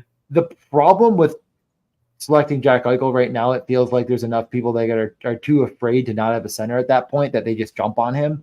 I definitely like Pedersen more. I think I like JT Yeah. I Miller. agree with that. I like Pedersen more than Miller, almost the same. So I guess both of them. And then I just sort of feel like there's so many guys that are close enough to Eichel that I just don't want to jump ahead of the curve. And Yeah. someone will. Someone will feel that pressure. Someone will feel that I don't have any purple on my team yet. And a lot of people do because 4 teams took a guy in the first round. Unequivocally, that's going to happen. And then someone's going to jump up and take Pedersen. Someone's going to now all of a sudden, if you can live with not feeling that pressure, I think you're better off. Unfortunately, I just don't think I'm going to end up with much Jack Eichel at this current spot. I think what you mentioned there, Any even of just these as wingers really. like a best ball thing, not as much like a hockey take, but just like I think in general people do that a lot where it's like, oh, I don't have like a center yet, like I need a center. Where like it's not really true. Like you should always be thinking about your team like as a whole and playing the board as a whole and being comfortable with like not having a center. Like even if it's something you want to get a center early, like if that's something you prioritize, like most drafts, like it'll come right. And the times that it doesn't, like it's okay to not do that, and build out something different and do that. Yeah. But I do agree with you. Like I think the problem for me is that like when I looked at all the players and looked at what they did the last few years, and then looking at their potential deployment changes and how the age curve is going to change, and looking at their rates and looking at their shooting percentages, like all these kinds of stuff, right? At the end of the day, then it's like, okay, now it's like we're playing underdog, and then it's like, okay, well now there's center eligibility on these players, and there's a wing on these players, and then everything gets kind of flipped on its head, right? Because a lot of these guys, I agree with you. It's like you really have to separate to be worth it. And I agree with you. Like I like Eichel a lot. Like he's a player that I'd be targeting in a vacuum. But if it's about how much is he going to separate, and if the centers are going to be pushed up, then it might really not be worth it. And that's kind of like something I'm going to have to think through and work on as time goes on. It's like putting on the underdog glasses, putting on the center glasses versus wing glasses, and like actually getting there, right? Because if Eichel was a wing, like it would be so easy. Like I would just have a lot of Jack Eichel, right? But it becomes trickier. Yeah, I mean, let's pencil in Barbashev as one of his wingers, right? And then it's like, Yeah, that's also a okay, concern. so then It's who, not going to right? rely on Stone. It's not Marchessault. We just talked about him in Not Nashville. much. So I was leading Olofsson. That leads Dorofayev. Not sure if I'm drafting any of them until we know. I don't think I Maybe am. it's Holtz, but they're I might probably be. I'm not rolling Eichel, Hurdle, Carlson, Waugh with a bunch of wingers that are at least wingers. They play the wing position and they have their whole life. I don't know if I can say that much more about them. no. I don't know, right? And like, does that hurt him? Does it help him? It probably helps and hurts him in the same way. Like he'll probably shoot more, and that'll help lift some boats. Like I expect him to have more goals, but getting less points in general is still bad, which is probably just the case. So yeah, I don't know. I don't think it's worth where he's going. And I think he'll slide down a bit, and then I'll take him. Like, I I would like love him that. more than most of these guys, but I don't like how much Another one. different is he than Tage Thompson. I don't know. Exactly. A Yeah. little, Exactly. maybe not, maybe a little. I don't know. I can hopefully wait on Tage. And another one you're going to need to tell me what to do with is Ovechkin. Like I see the age, like is he 39 this year? Like, yes, like I that's so. I know it's Ovechkin. Like not disrespecting, like all of his greatness, but well, I mean this ADP is wrong. Let's not even talk about ADP 20. It's not going to be ADP 20. Right. I think it's going to No be one's taking him ADP there. probably like 40, right? 45 maybe, 50 in that range. Yeah, I kind of mentioned it. I mentioned it a little bit where it's like he truly was one of the most unlucky players last year. I mean, look at, I mean, even like, yes, obviously, his goal scoring is going to deteriorate as he turns 40. But I don't know if it was really much worse than it probably should have been. So I think he's could still eclipse that 700 point mark. So keeping in mind like what that 700 point mark looks like, that's who had 700 points. Brad, right? Just for Brad had about 700 points, right? I mean, like,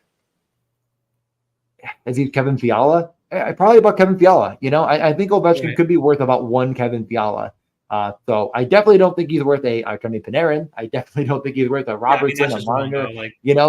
So as he moves down into that range where he should be, your Kevin Fiala's, maybe your Clayton Keller's a step above, maybe not. Like those are kind of where you start debating it. I still put him there. Like I don't think he's clearly not dust. Let's just pull this up again. I bet on the season. Actually, we'll look at the last. Now let's just pull the full season for Washington first. Let's just take a look at what that looked like. As we wait for the final person who's going to join any second. Still waiting on one. Am I streaming the wrong screen? No. Yes, I was right. So on the season, 7.66 shot attempts. I already went over some of these numbers. That's a lot. That's a lot of shot attempts. This number goes over just how so this is expected fantasy points for actual.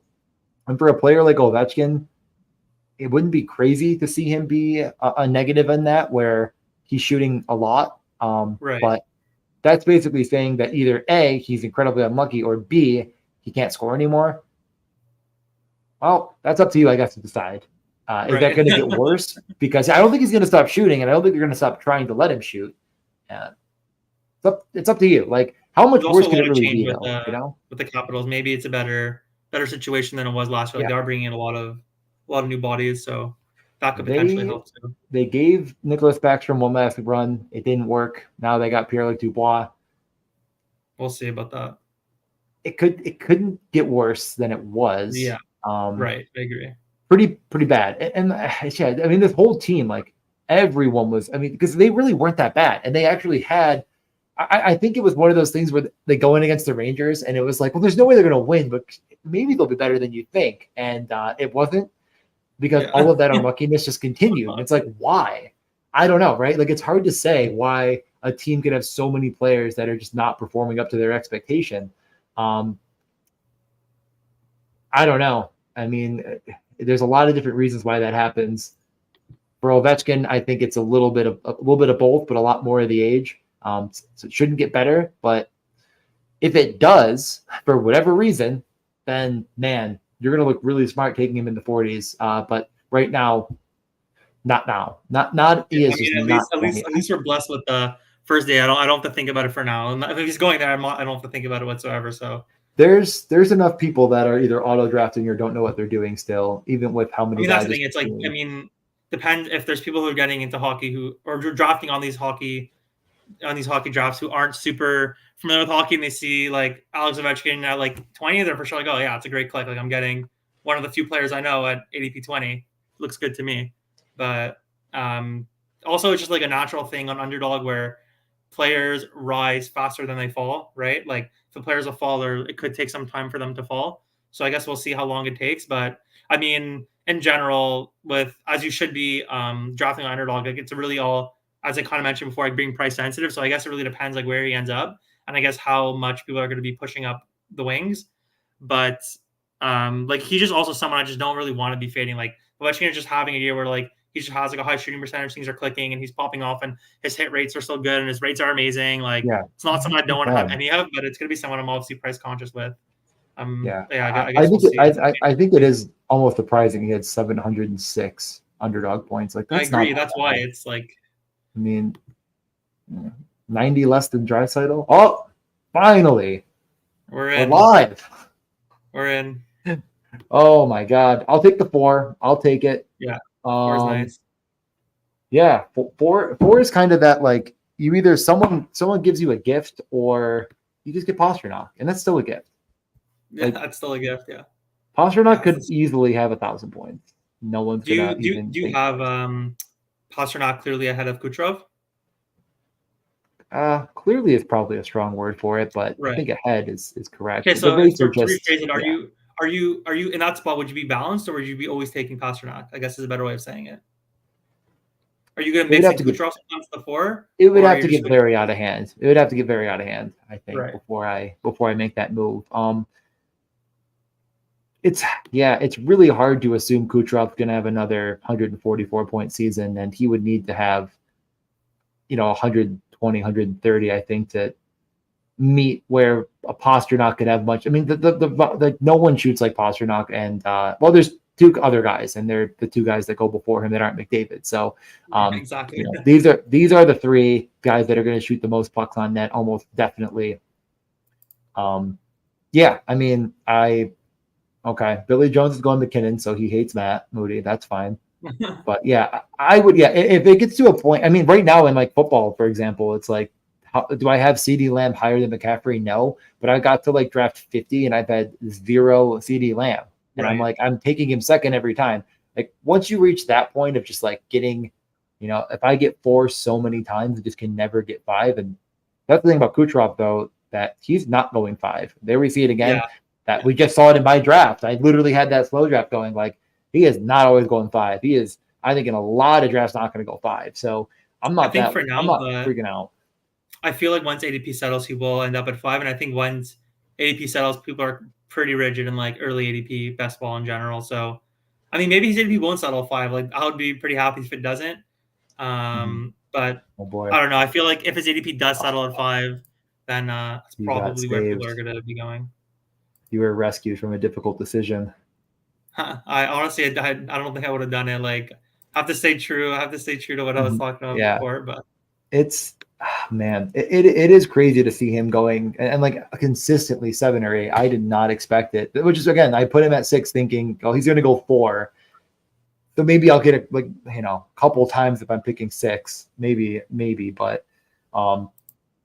that's probably my defined top 10 still. Like, just gotta have some faith that Draisaitl could get there still, as far as yeah, I like a agree. top I 10 pick. mean, at least for me at the beginning, like I'll stand on this little hill I have. But yeah, like I said, like Draisaitl settles in at ADP 6. I'm not going to be like, oh, like I just I'm just don't not think going to it's take any even a little Draisaitl hill. because Like, I think a lot of people are on it. That's what I'm like. That's the shocking thing. I think I guess we'll everyone see. I that's haven't looking maybe at the math and it's like a lot more people. Yeah, Stewie, every draft he's taking Jack Hughes, and he's just not letting him slip, which is very rude. I wanted him to slip a little bit I mean, it's more. a good pick. But Yeah, I know. no, I I agree keep with you. thinking he's If you see Stewie in your lobby, just make sure that you're queuing up Jack Hughes, because he is not letting him get to me at the turn with Pasternak, which is what I wanted. Okay. It's good for the sake of the entire contest not to have too many Jack Hughes, Yep. Pasternak teams in the pool. I It's know. a little much. That, yeah. Well, not for me right now today. Panarin, okay. So we're getting what we expected. Smart people doing smart things, taking smart players, doing the right stuff. Who are you thinking here? So I ended up going with Yossi. Honestly, maybe a little rush, but I was honestly debating going Jake Gensel there. Like, to me, I mean, it could be close between him, Robertson, but just like best wing on the board, like I'm always tempted to do that. I do think Gensel has the opportunity to settle there. I think based on what he's done and like who he's been, like he does have merit to be in that range, and I think Kugut's team just being on that power play in Tampa, around the players he's going to be surrounded by, I feel like Steam could be coming. But again, like that would be a big reach based on current ADP. But like I'm not really playing the chicken game so much. I'm just trying to draft as best as I can right now and trying to lock in the value. I'm curious to see what you're going to do. I am highly considering taking Jason Robertson here. I'm not in love with it. I don't know. I think I'm going to do it just because I know he's not getting back to me with all these people that took a center already. I think 690 is just that isn't going to happen again. I just think he's a much higher ceiling player. But yeah, Stewie, yeah, I know. That's the thing is like, I just have not had a chance to get Jack Hughes yet at like 20. And I keep thinking it's going to happen. So that's a tough spot. Yeah. That's a tough spot. It's like, it's funny because I was kind of, when I was making my rankings now, like scrambling before, the stream, it's like, you see the values and you think you're just going to get them because you can notice them. But then when the draft's on, like it's a draft, and like there's people who know what they're doing too. And that's like, again, that's why like I'm really not trying to play that much of chicken. It's like, if I just think Jack Hughes is the best player, like, and I want to take him, like, I'm just going to take him, honestly. But yeah, same. Yep. I mean, this is only my second draft, but like, I assume people are going to be on him. But if I get him to fall, that would obviously be great. Yeah. No, I mean, it is tough. Stamkos goes. Honestly, I do think Stamkos is totally fine. I really debate the Stamkos versus Reinhart versus. I think I have Robertson above both of them by just the one thing I saw with Reinhart, like when I was going through what I was going through, is like last year's shooting percentage was like 25%, which is going to come down some, right? Like he's not going to score that many goals. I'm not describing. Like I think he's a phenomenal player, phenomenal situation. Like I'm taking him, but if you're just going to copy paste his point total from last year, like it's going to be hard to put that many in the net. Pick out his power play points. This draft does look sharp. All the centers are falling, so happy to see that. We're not happy for our EV, but happy for the stream that it's a pretty good draft. Yeah, my big debate on could I get either goalie back to me. One of these two or Robertson. I don't think I was getting Robertson. I didn't get the goalies either. And then my decision is made for me on Demko or Sorokin. Sorokin is not losing much of the net. I know that last year wasn't quite the peak of some of our other goalies. Like even Bobrovsky did outscore him and stuff, but I'm gonna bet on that talent to get back there again and see the significant amount of starts. So I'm not that afraid. The Demko versus Sorokin, I think, is the bigger debate. I do think the three that went previous are the correct three with Saros, Shesterkin, and Hellebuck. Honestly, I mean, I was going to say for different reasons, but they all kind of come together in one thread of they play a million games. Just maybe a little different. Like New York shelters Shesterkin. He gets a lot of wins. Saros will not be sheltered because they went out and got two. I mean, March not really that bad defensively. I don't know, probably not. But regardless, like it is interesting. That's for sure. So I'm gonna do that here. There's some guys I like quite a bit. You're going Bobrovsky. So I was going before. I just kind of want to lock in the good goalie. Honestly, best player available for me, non-structure wise, I would have liked to take Dahlin there probably, but I already have Yossi. I don't think I need a second D. I'm just trying to get the goalies in. Like I said, like not trying to get cute. Like I know I'll be able to find value later. Like I just want a goalie that I can feel confident will play games and will win games. And Bobrovsky should do that. And especially we had a little goalie run, not anything crazy, but the goalies are going in this draft. So I don't want to fall behind. If I can get someone who I think is roughly in the same tier, I'm just going to take that right now. And centers are falling, forwards or skaters are falling. So, yeah, I think there's enough concern kind of everywhere with this next range after Sorokin. Like Bobrovsky, the case of is he even that good? But the team is so good, it doesn't matter. Is there even a backup there that's going to compete?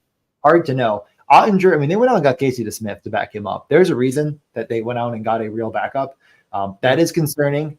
If he is, the Ottinger that we know how good Ottinger is. Like again, and it's, I think I prefer him slightly, but again, you see that drop off with almost the same amount of wins. How did that even? He had that many less saves. Holy crap! He had like 300 less saves. A lot less saves. Yeah, what? Interesting. Yeah, that's kind of crazy. Yeah, that is really interesting. So that's tough. And then I mean, Georgiev hasn't gone yet. That's probably my next guy. It's like, well, I'm up in one last year. There's so many. Also, I don't know if it's right or wrong, but like a Noonan also scares me a bit. Like he could be solid, and Georgiev could not be solid, and that could be a problem.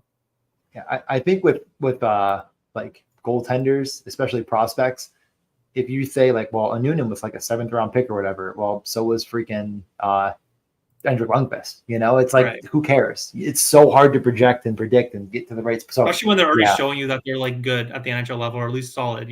Right? It's like we can pass the prospect profile at that point. There's concern with there is at least after Sorokin. I think there's at least a question everywhere, and I guess the only question on Sorokin, which is why it's hard, is well, Varlamov is at least a goalie, right? Like, I don't know. So I do think I'm going towards a Demko over Sorokin, but it's razor thin. You still get Dahlin, so you're going I mean, elite yeah, defense, I this is guess. like a situation where it's not the start. Like I would not want to start one wing, two D, one goalie, but like I'm just not passing Dahlin at 41. Like to me, that's just too far. Like I think he'll be mid 20s, maybe early 20s once ADP settles. I have him pretty high. Like I love his usage. Like he's a horse. Love the talent. He's been that guy last year. I just to me that the ADP, like the perceived ADP discount is going to be too big. Yeah, and I see who you're queuing up. Good Bedard or options. Pedersen? This is the Yeah. debate. I think I'm going to take Bedard here. I think that's a good pick. Just honestly, solely for the 80, the ADP value you're gonna get. Like Bedard's gonna fly up. 45. I think 45 is I mean that's my peak. That's my peak on getting Bedard. Pedersen too, though. I don't know how he's still here. Like, but yeah, but I mean, if it's not this year, it's next year. Bedard is going to be right with McKinnon, right with Matthews, and right with McDavid. Next year is going to be like actually competing to that level. Next year is going to be really tough. But being the guy that you kind of almost needed or lifted your boat against them at 45 is likely the case. There goes Pedersen as well. I mean, it's just the negative from the playoffs. I think that is festering. If that gives us a dip, I'm feeding in. Yeah. I love him there. So me too. Lot of let me take defense again one more time. Maybe. But yeah, Bedard, Pasternak, Robertson, and Sorokin for me. I'm not going to post this on a podcast, so I don't really need to service the audio listener all that much. If you tune into our podcast and you want to sit here and listen to people talk about basketball, I'm guessing you'll just click on a YouTube video too if it means enough to you. Which I'm saying now like I'm talking to people on a podcast that aren't going to get this because I'm not going to post it. But we have a 1-2-0-1. I don't have a defenseman. I'm just not taking Uyghur this early. I like Dobson quite a bit, but I think I'm just going to wait it out. I like waiting out. It's good too, for sure. This has been another one. Like I like Konechny and Keller just a little bit more than both Barzal and Tippett. I like Cairo a bit more than both of them, and kind of that range above. But this has been a 50-50. I've been very interested in myself. I think I'm actually going to go Matt Barzal this time. Not really because of Sorokin, but maybe a little bit. Tippett's shot rate's a bit better, but Barzal's ceiling with his points is really high, and we forget, I think, just how much he shot last year. Kind of, maybe we'll look at the season, we'll look at everything, but I was shocked to see how high he was, and not just volume, but how many of them got on net. Like it was a good percentage of his shots, so 5.16, and almost 60% of those shots were on net on the season. And that definitely got more and more over time. So yeah, like count me in on Mike Barzal, especially at wing, especially with a better finishing line mate to go along with Horvat in what's his name? Anthony Duclair. So yeah, Matt Barzal, I just really trust him to be a guy that shoots the puck more than he ever has and have more finishers around him. So still getting a ton of run. I'm really happy with him, but again, I think that's the right spot around the 52 range. I was shocked with how early he was going to start. I was hoping I could get him even later, but it wasn't the case. You take Svechnikov, so you take one of the biggest fallers from last year, but mainly because of injury. So anything on Svechnikov?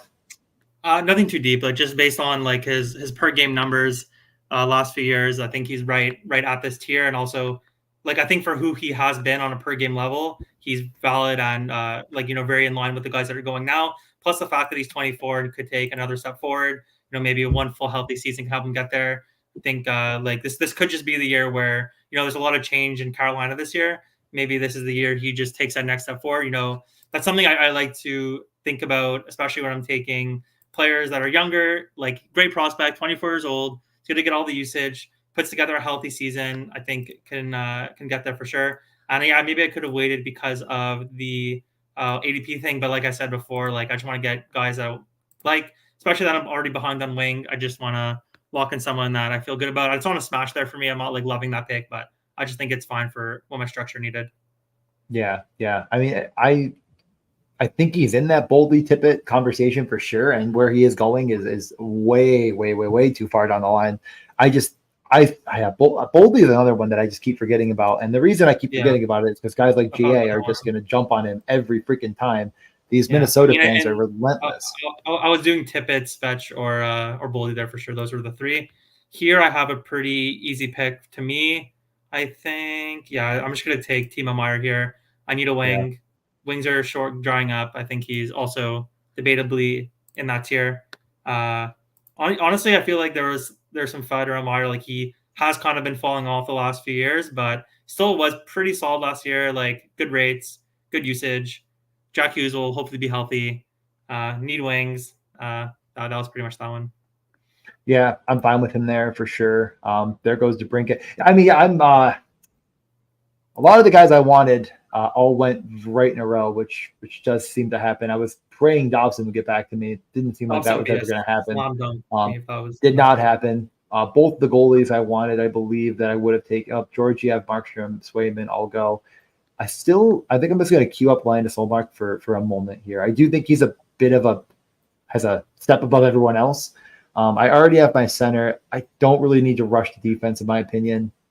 There's a couple wingers I'm worried about missing on, but no one to an extreme. I'm actually much more worried about missing out on Ullmark.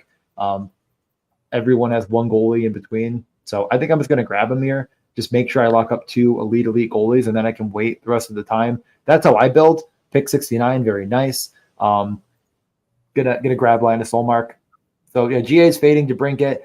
He didn't have their first power play last year. I don't know if it's going to get back to him or not, but yeah, it's concerning. But if he hits his ceiling, I think it's around here again, maybe a tad later, but he's someone I haven't picked yet just because I've continued to find guys that I like a little bit more.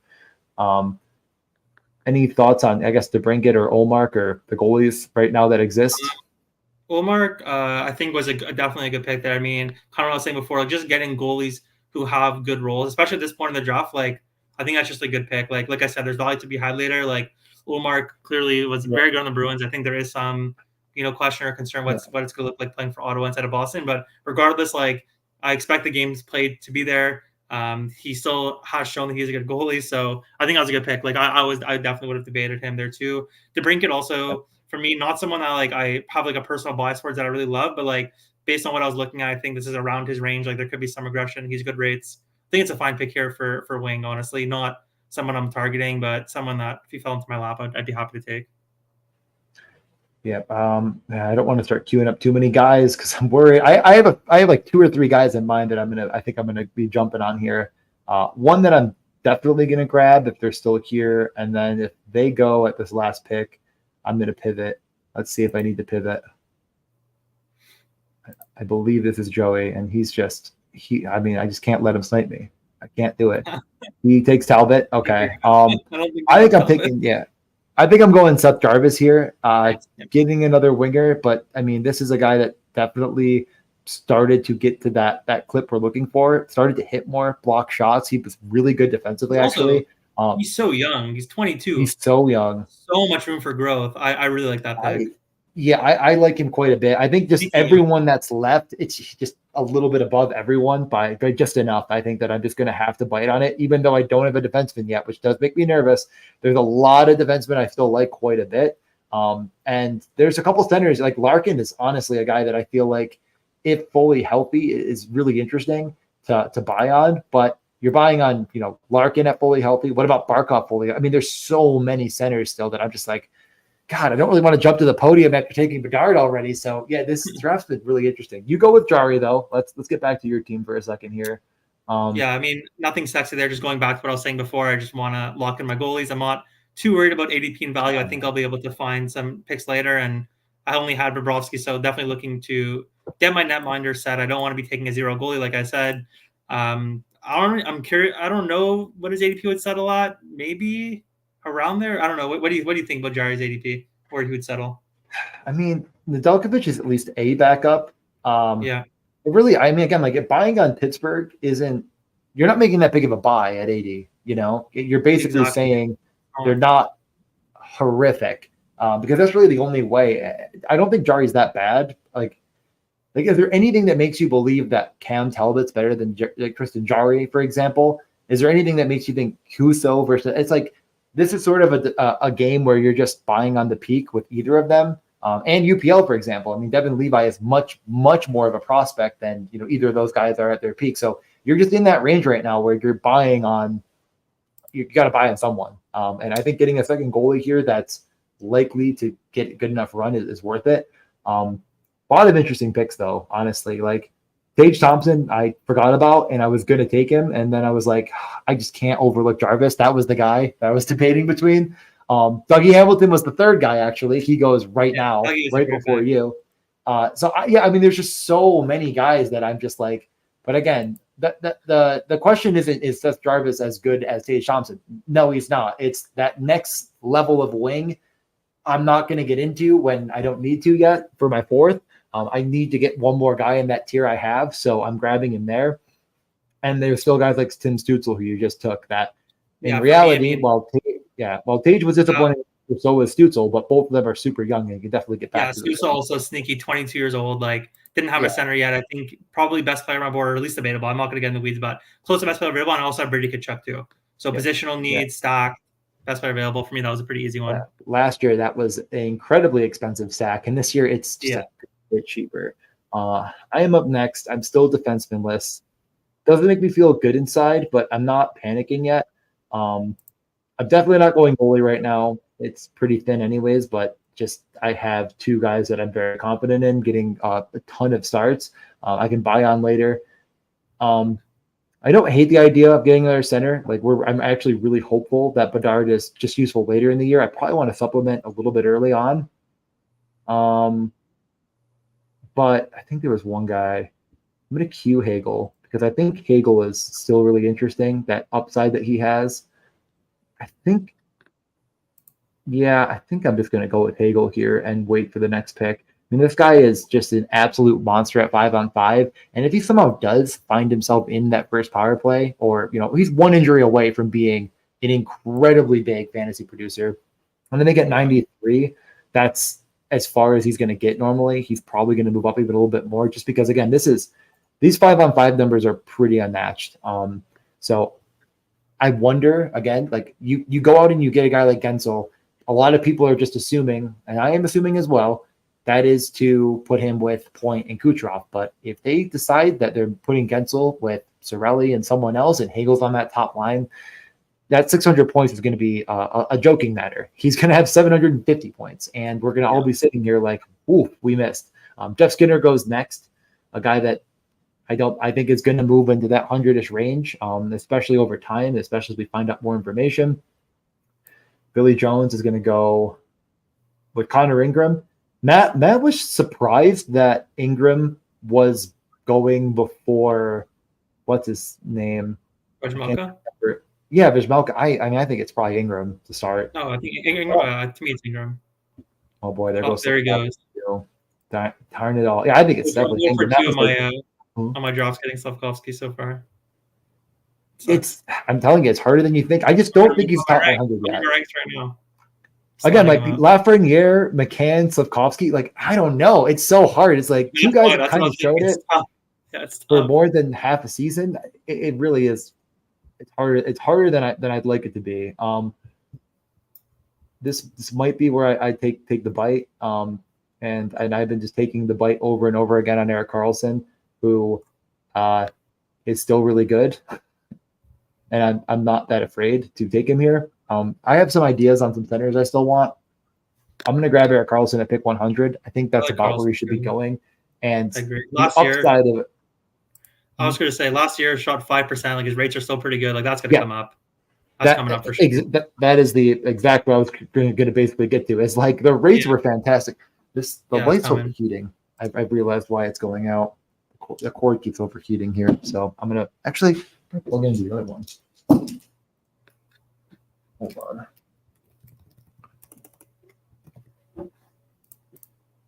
Okay. Karlsson was the top guy of the last 10. I'm pretty sure on the season as well, as far as shot rates are concerned. He was right up there, if not number one. He's probably top 3. Just could not score, which, number 1 on the Penguins as far as shots per game. It's just like Okay, Michkov, that's a little egregious right there. Yeah, I think you're jumping a little bit high. Oh, you take Patrick Kane, so there he goes, right? I mean, yeah. I had him. I was thinking about him. I really was thinking about him. I just don't know if I want to get my sixth winger right now when I had zero defense. But Yeah, for me, it was Patrick like Kane. I was only at He's 3 good. wings. Like 104 for Patrick Kane still, like he's gonna rise well up above that. I don't know. Maybe Oh, yeah. it's kind of hard. It's really hard for me to guess ADPs now without knowing the other ones. But like I wouldn't be surprised if he's in like the 60s, 70s, especially wingers get priced up. Like he was just really good last year, and he's gonna stay up with all the usage. Yeah, I just think I'll pick 100. Like it's no brainer. Like that's not gonna last. 100%. I was how do I want to put this? I got very lucky that he sucked in the best ball playoffs by taking a 0% stance on him, because he just didn't end up getting there, I don't think, much at all for anyone.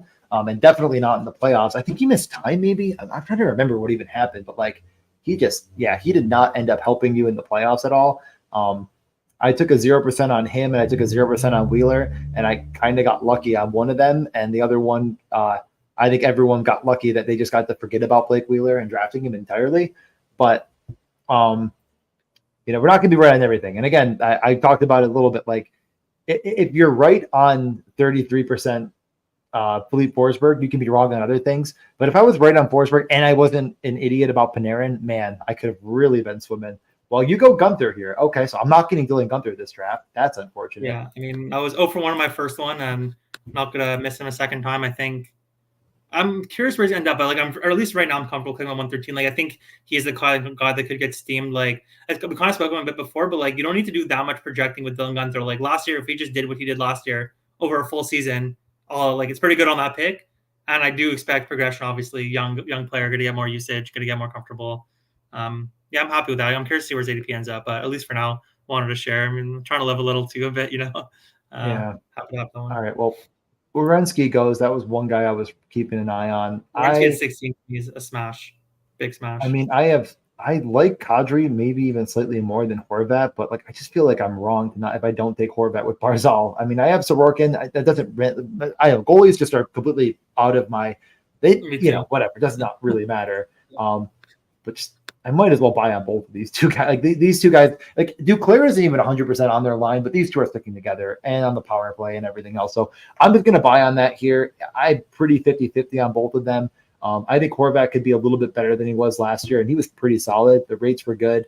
But more than anything with the Islanders, and we're just going to continue to see it, there's like 4, now maybe 5 guys that are going to get quite a bit of offensive run and a lot of minutes, at least for 4 of them, including Horvat and Nelson here. But like pretty confident in Barzal reaching his peak and being, my third winger and reaching that value is going to come largely with Horvat. So that's a nice little correlation buy. And I guess if they both reach, that might get Sorokin a couple more wins, but I don't care about that. Like it's just right. Exactly. I agree. It does on top and not doesn't move the needle, Yeah. but nice to have. Yeah. I'm starting to feel a little bit of a pinch on defense now. My Werenski safety blanket got removed from me, which I don't love. There's a ton of guys that I like a lot for a third defenseman in. Not a ton I like for a second guy. I don't feel like Charlie McAvoy is the guy I want here, even though I have Pasternak. I just don't see it with him really, to be honest. Like the rates are bad. He's not very helpful on that power play. They just don't really need to use him.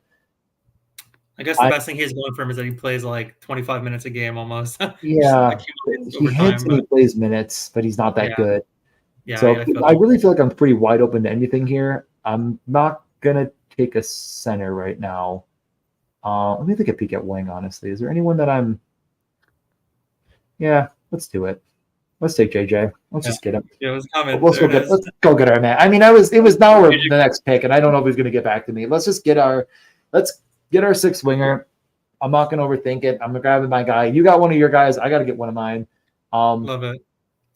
Yeah, the 2-6-1-2 situation. I guess a guy like Carlson makes sense for it. Like if Pittsburgh isn't all good and Erik Karlsson shoots, 11%, that might be egregious. He shoots 8%. Like I'm probably fine. And I do think Karlsson just gets a bit of there. Aiden Hill made it this far. Holy crap. Yeah, I mean, that's easy for me. one of the steals of the draft so far for sure. Like that just shouldn't be there. Like somewhat, Yeah, Jesus, I'll be there. Matt, you took Yeah. that's When I, guy. You took Mrazek I saw, I over. was already doing hell, but then I saw Mrazek and I'm like, yeah, now it's a foregone conclusion for sure. No, okay, I'll yell at him later. He's in my fantasy hockey league. I'll be like, you do know he's not the starting goalie, right? Yikes. Well, whatever. What are you gonna do? I have a ton of wingers I still like, so I'm gonna wait there for sure. My next pick, and I think I'm just gonna start loading up everywhere else. But I hopefully would have. I mean, I honestly, I think if Aiden Hill got back to me, I would have had no choice. Right. Goalie's definitely getting tough, but I'm not concerned. Group A goes. I'm kind of thankful that I would have. Yeah. I mean, I knew Johnston was gone. I don't know. I just don't know if Group A is. I mean, he could get back to closer to form. Like he's still draftable, but like I'm just not doing it. There's still so many good centers. It's just exactly. I mean, that's the thing with center. It's like I'm at one center. I have Stutzel now, but like I couldn't be feeling less stressed. Like there's just so many good centers. Like just the way the drafts go, like they just fall. Like even if they all go, like there's still centers I like late that I'm happy to take. That can just be an accumulator and just fill in as like my round 16 pick. You know, doesn't have to be flashy, goes. but guys will get there goes Suzuki. I obviously would have done that as a Suzuki homer. Caulfield. Yeah, I was gonna say he had Caulfield. I thought then he goes Montour and Suzuki. Already had Matheson, Faber to the guy that drafts all of the Minnesota guys makes sense. I don't know. I wonder. Like I mean, Brock Faber is going to be fine. I'm not saying he's not going to be useful, but like man, I just think we're projecting a little bit too much on him personally. I mean, just I'll take a defenseman. I don't want to say anyone, but there's a couple guys here that I'm like, he's really outscoring this guy. Like that's what we're certain that he's going to outscore this guy because we're basically, and he's young, and I get that, but like I don't know if that's his pedigree. Like the reason he got Rookie of the Year votes wasn't because of his goal scoring, and like he was, in my opinion, pretty bad on their power play. Anyways, you go Robert Thomas. So while we're talking about guys that don't shoot like Brock Faber, why don't you tell me about Robert Thomas? I mean, that's I don't love that pick. I was kind of like between a few wings and didn't really know which wing I want, so I just took a center. Like I think I'm just looking at like I said from the numbers looking at last year, like point per game, like fantasy point per game basis, he's right there with like Suzuki, Kadri. Like someone without rates isn't someone I usually go for. That's like something I really try to have, but like he's just shown that he's a very good playmaker. He puts up a lot of points, good ADP discount. Honestly, don't love it. Like that could be my one regret of the draft. Like kind of was kind of stuck and just kind of so many freaking points. Did you have a correlator? Yeah. No. I didn't. My problem has been I've always had two centers, and I've taken 75%. So 3 of my 4 completed, not including the slow drops going. I've taken Kyrou. And I just can't. Yeah, but I'm going to take Hanifin here. This is the guy I think gets the power play 1 role, and he's going to see so much run. And like I think we just forget about how many points he had per game, and goal. I mean, 13 goals, and yeah, I'm going to grab Hanifin here. I just think there's a very high ceiling outcome for him because the one thing we talked about was, oh my God, you took Elias Lindholm. That was my 3rd center. Okay, but the one thing we did talk about when it came to Vegas is like, they don't really have a lot of great wingers and other things. And what we've seen in the past from them in the first year under Bruce and early on was they really let Pietrangelo and Theodore take shots on the power play and kind of become bigger catalysts for offense. I think they're just going to have to go back to that. So if Hanifin's on that first unit, I just have a lot of time for him. And he's kind of proven that he can be that good. And I remember last year with Hanifin, I was like doing like some builds and like the dailies where I'm taking 2 defense just to get Hanifin on the team. So that sticks in my mind as a reason to target him this year. Like he came on really strong at the end. If he gets power play 1, then like you're flying. I had Elias Lindholm. I had him. I let him go. That was my pick. Going to go with Lindholm with Pasternak and close out center. Now I'm not sure. Seth Jones, another defenseman I had in my potential repertoire. Are there any goalies left? There was one goalie I had my eye on. They're gone. Boy, we are running out of time here. Yikes. I'm going to just set Forsling in the queue and not take him probably. Am I taking Malkin again? Is there another defenseman I'm forgetting about? I feel like there is, but I'm out of time. I'm just gonna take Forsling. Who cares? I don't like it. What defenseman am I forgetting about? Let me see. Isn't there one guy that I was like, huh? Me, the highest I team have I probably Harley. have, or maybe Theodore, maybe Chikrin, Harley. Yeah, Harley. Yeah, I still think Forsling's better. The Yeah, bull case Gino on there. Forsling is that he actually gets power play run Yeah, because then yeah, it's flying. I mean, this isn't great, but I think he's much better than that. Oh, Even Dawson like I Mercer think just went. that seems a little bit That bold. is. Harrison goes. I'm starting to lose faith in goal. I was gonna take Kemper. When did Kemper go? All right, I'm going to do something a little bit bold here. I don't really know if I'm making a huge mistake. You'll have to tell me. Okay. You know what I'm not doing that. I'm not making the big mistake. I'm doing something a bit more fun. I'll just do this. I feel like having a bit more fun. What was the I'll big? do that. You can hold on to your big mistake. No, Hold I'll on tell you. if No, you I can. don't mind. I don't Okay. mind. I was thinking about Line. If you That last that year, that that might be a big mistake. yeah, exactly. Because I mean, I again, don't think I'm doing looking it. at the past few years, like last year, obviously only played 18 games, very bad year. Hasn't played over 56 games in the last 3 years, but 2022, 2021 was like very solid wing on like a point per game basis with like Tuck, Kairu, Nietzsche, like those guys, and he has good rates. So I look at all that stuff and I'm like, that looks good. He's 26. I'm like, could still be good, but then there's just so much FUD and uncertainty. And Yeah. I don't think I'm like too connected with the situation. And I'm like, yeah, I'm just gonna veer away from the numbers, go with my gut. Stankoven is more fun. I Yeah. want to blind Stankoven. I'll take him. I mean, there are possibilities where line A could jump incredibly quickly, much above this. Um, a lot of them require a buyout, unfortunately for him, because his contract is just a little bit too rich for a competing team to have any chance to acquire. So, like, his perfect fit is with Eichel. Like, that would be the dream come true. They'd have to buy him out. They're not going to do it. If they were, they would have had to have already done it. So, yeah, it's really hard to, I guess, figure out exactly how that works out. I don't really know where else he could go. Pittsburgh? Pittsburgh would be interesting. I mean, there's a couple spots. I There's a mean, couple spots where it gets. some Habs fans say Montreal, but that could just be bored wish Well, I casting. mean, But Montreal is I looking for scoring, so no, I absolutely, I made that point. I'm pretty sure somewhere along the lines where it's like it makes so much sense because they have absolutely no one down the line. But like, you're not doing that unless if you're saying like Kirby Doc is 100% healthy. We want him to be our second center. We have to get him a goal scorer. If that isn't the case, I really don't know why you're doing it. So, and again, that is again assuming they're saying Kirby Doc is going to be the number 2 center, or they have a guy they think is the number 2 center that they have to get a goal scorer to pair with. Other than that, it just feels like the reason they make sense is because they could move Gallagher out, move that contract out, so they could make it work easily and kind of allow, I guess, everyone to be happy. It you're not going for it this year in Montreal, in my opinion. Like it would be very difficult to find that thread. So it's only, I mean, the Monahan Reclamation Project 2.0. Toffoli's still there. Yeah, I mean that's just boring, but like it's like he's just not going to be close there. I don't think in ADP. Yeah, I honestly there's a lot of wings here that I know have my eye on a lot right now. I wish I could have waited on wing. There's like 4 to 5 names that I would smash here.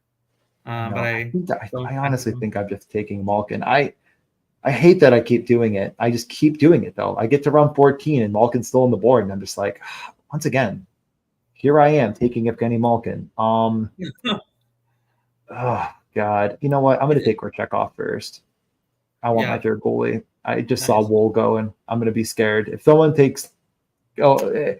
Please, someone just take Malkin so I don't have to. You know what, Billy? If you're, I keep doing it. Like I don't want to do it either. He's bad, but like, at what cost are we saying he's that bad? We're really saying that this guy is so cheap. Dumb. It's so cheap.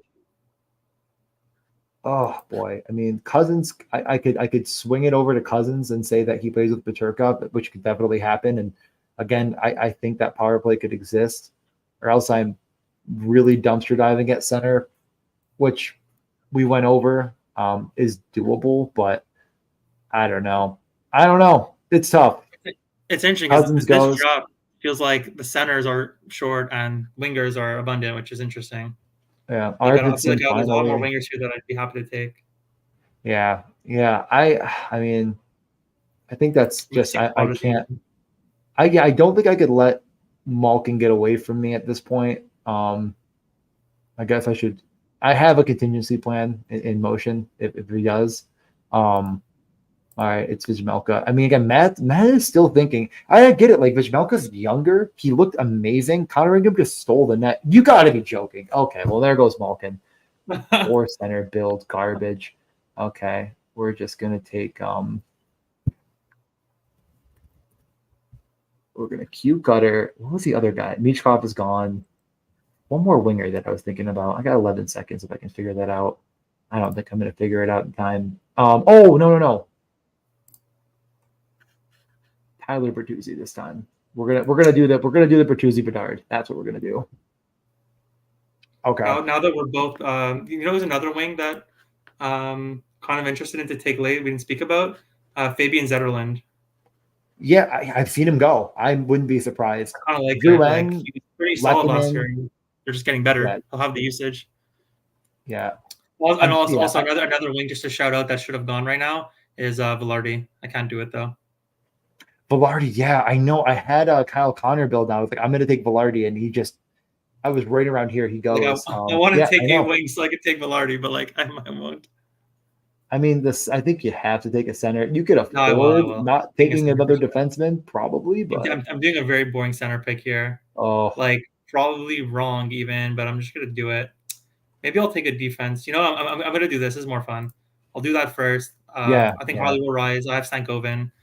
And hopefully my boring center gets taken so I don't have to do it. I can tell you who it is. I don't mind him. I was thinking about taking Boone Jenner, who like not excited about it at all, but just accumulates. Like just will be a center 3 that could accumulate for me. You go before me.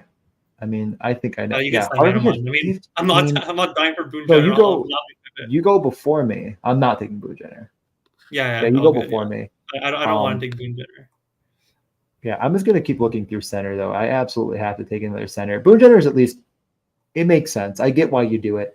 Like he on a point per game basis, like he just grades out well the last 3 years. Like he's again, like I'm looking at the numbers, but again, it's like maybe for best holding a single week upside. I don't know if I like see it as much or like progression, but it's like 3 years straight of around like mid 8 points per game, which is like similar, even close to like Zibanejad, similar to Lindholm, similar to Scheifele, close, like on a point per game basis, sure, but I don't want to do it. I'm happy. I'm not going to do it. Boring. Yeah, I'm just going to keep bringing over centers I like. Just going to keep doing it. I'm looking at. I wasn't looking at Beniers, but the other ones are. Well, I can't take Pinto. Yeah, I'm not that much looking at Beniers either, but I'm just going to move him over for fun. He's fun. Someone took Celebrini. I feel like I didn't. Yeah, you're up. I didn't see Celebrini go. I'm not going to do that. I was thinking about actually doing Braden Shen because I may he be low owned and I have Robert Thomas. I don't actually like that. So I'm not, that probably doesn't come together. Yeah, Shen he doesn't shoot either. Their centers just don't shoot. Jenner, it's so boring, but like he'll just like that's kind of what I was saying before. It's just like if I can get Boone Jenner round 16 versus like a goalie who like might not play, it's just like I know what I'm getting at a Boone Jenner. Like if I have a bad week or an injury week, like he's just going to be accumulating throughout the year to just get on my lineup, just push this team through. Like he doesn't have to be a fundamental piece. He just can help the team stay solid throughout the season. It's a long season. There's a lot of injuries. We only have 16 players on a team. I like I said before, like philosophically in best ball, like I do like catering to floors. So point per game basis, it's fine. Like not exciting, but something I guess I'll mix in. Hopefully more correlated. I like how my team's turning out. I kind of hate that I'm down to this last center spot, but honestly, I think it's Shane Pinto. I think that's the guy. I like that a lot. I feel like I did. His rates were actually very, very, very good. Didn't play that many games because he got suspended for half the season. Let's take a peek. He also had his shooting percentage was 8%, which is probably going to come up, right? Should come up. It should come up. Also, another thing, again, like 23, like could just take a step and just be a better player. Like we don't necessarily know what he is yet. We haven't even seen him play a lot. Yeah, I mean the question. Yeah, the question I think really in Ottawa is like what. First off, if they take him off the top power play, that would be a catastrophic mistake in my opinion. Like it should be Brady. I mean, Stutzel should come off before him, but hopefully Stutzel gets back. But yeah, this is 5. Let's take a quick look, and then I should get. Yeah, we're at 2 hours. Holy crap! Other lobbies about to fill. If anyone wants to jump in, that was just pointed out. Someone already posted in the MSB Discord the playoff schedule, so I don't have to worry about that. I was going to try to figure that out, but don't need to. Quick look. Let's get out of here. Yeah, 2 hours. Jesus, you probably want to go do something too. Man, I could do this all day. I love this. I know. A lot of good conversation, a lot of good stuff. Tomorrow's going to be 2 hours again, starting at 7 Eastern and going until 9, or, I mean, we'll see. I guess I'm optimistic. Everyone's going to be prepared for tomorrow to start drafting. And there's people that I'm sure that didn't draft today that are going to draft tomorrow. I know Jay was waiting around and some others. So I'm optimistic. We'll just, again, take a quick look at the board. The one drafter, I think, took the luxury of Pedersen, and they made the right decisions all throughout. I'm not sure if I would have gone Levi, though. I think a little too weak in net, but overall, I'm not going to go through it. For me, I wouldn't do that. Yeah, it's like they had Shesterkin, so I guess whatever. But yeah, 2 drafter Billy. I mean, no complaints. I don't think there's anything I saw. I like Billy's team a lot. I was watching it throughout. He took Ingram and Bijmelka. Interesting. Never mind, Billy. You're wrong. McKinnon waited on center, drafted one guy with upside and one guy that I guess, if he has his cane and it's working, he can do something. I guess Joey here, Titans. I mean, I loved everything, and I kept thinking like, man, he's getting all the right players, he's doing all the right things, and then he took Coleman and Nyquist, and I just didn't understand. Gustav Nyquist died. He died the day they picked up 2 players that absolutely ate all of his lunch. I didn't realize Nyquist is also 34. I was surprised. Like I thought he was like 28. Like I was like, whoa, he's not young. Yes, and then he went to Nashville, and they just have one of the best coaches in the league, and they made him good again. Just didn't need to go dusty old veteran at wing to finish it off. But everything, I mean, even Lindholm, obviously I wanted him. Like everything, and Malkin, like everything was good. You just didn't need to, go with the dustiest, oldest guys there. My team is perfect. We saw it all the way through. I drafted every player that I should have taken every time. And my defense is fine. Just don't look at it. I feel like I've seen this name a ton. So if you're in here, I'm sorry if I don't know exactly what your name is. But yeah, the 3-winger start. I mean, Kempe versus Connor is probably, I would have gone Connor, but maybe just didn't see him. He's pretty far down the line. But other than that, Kempe's probably my next guy in. Vassie and Binnington. Honestly, Binnington versus Olmark, that is, again, I think it could even be Binnington. So honestly, where goalie was at is probably right. You needed to get enough there. No real complaints. I love Werenski. I love Sharon Govich. Dawson Mercer is a bit of a head scratcher, but he's young. Yeah. Any thoughts on any of the top 5? No, not too thought. I mean, I'll just say I don't think Mercer should be getting drafted. But I mean, I guess it's fine. Like it's just a 4 thing again. Like you're just needing him to be a lot more than he was to make that count. Like most of the guys, the ceiling's there, sure, but like you can just get guys who we already know are good. Like you don't need to do that. Yeah. You're praying for a new version of Dawson Mercer and the role that is very likely gone. I mean, I know the problem that happened with Saber here, Matt, if you will, in my fantasy league is everything was going fine. Gets a pretty good value on Crosby. No issue really on that respect. Like very good. I don't have any problems. And then all of a sudden he goes, what about Mrazek? And then that's just when, it was over. He tried to save it with Sam Harrison. Best of luck. Maybe Laurent Persois is dead. I just didn't know it. And he took Jamie Benn, so he automatically loses. This guy, the one of 2 badgeless bros, they get a pretty good draft other than taking 3 centers before we got out of round 5. Which is like, other than that, I feel like every pick was good.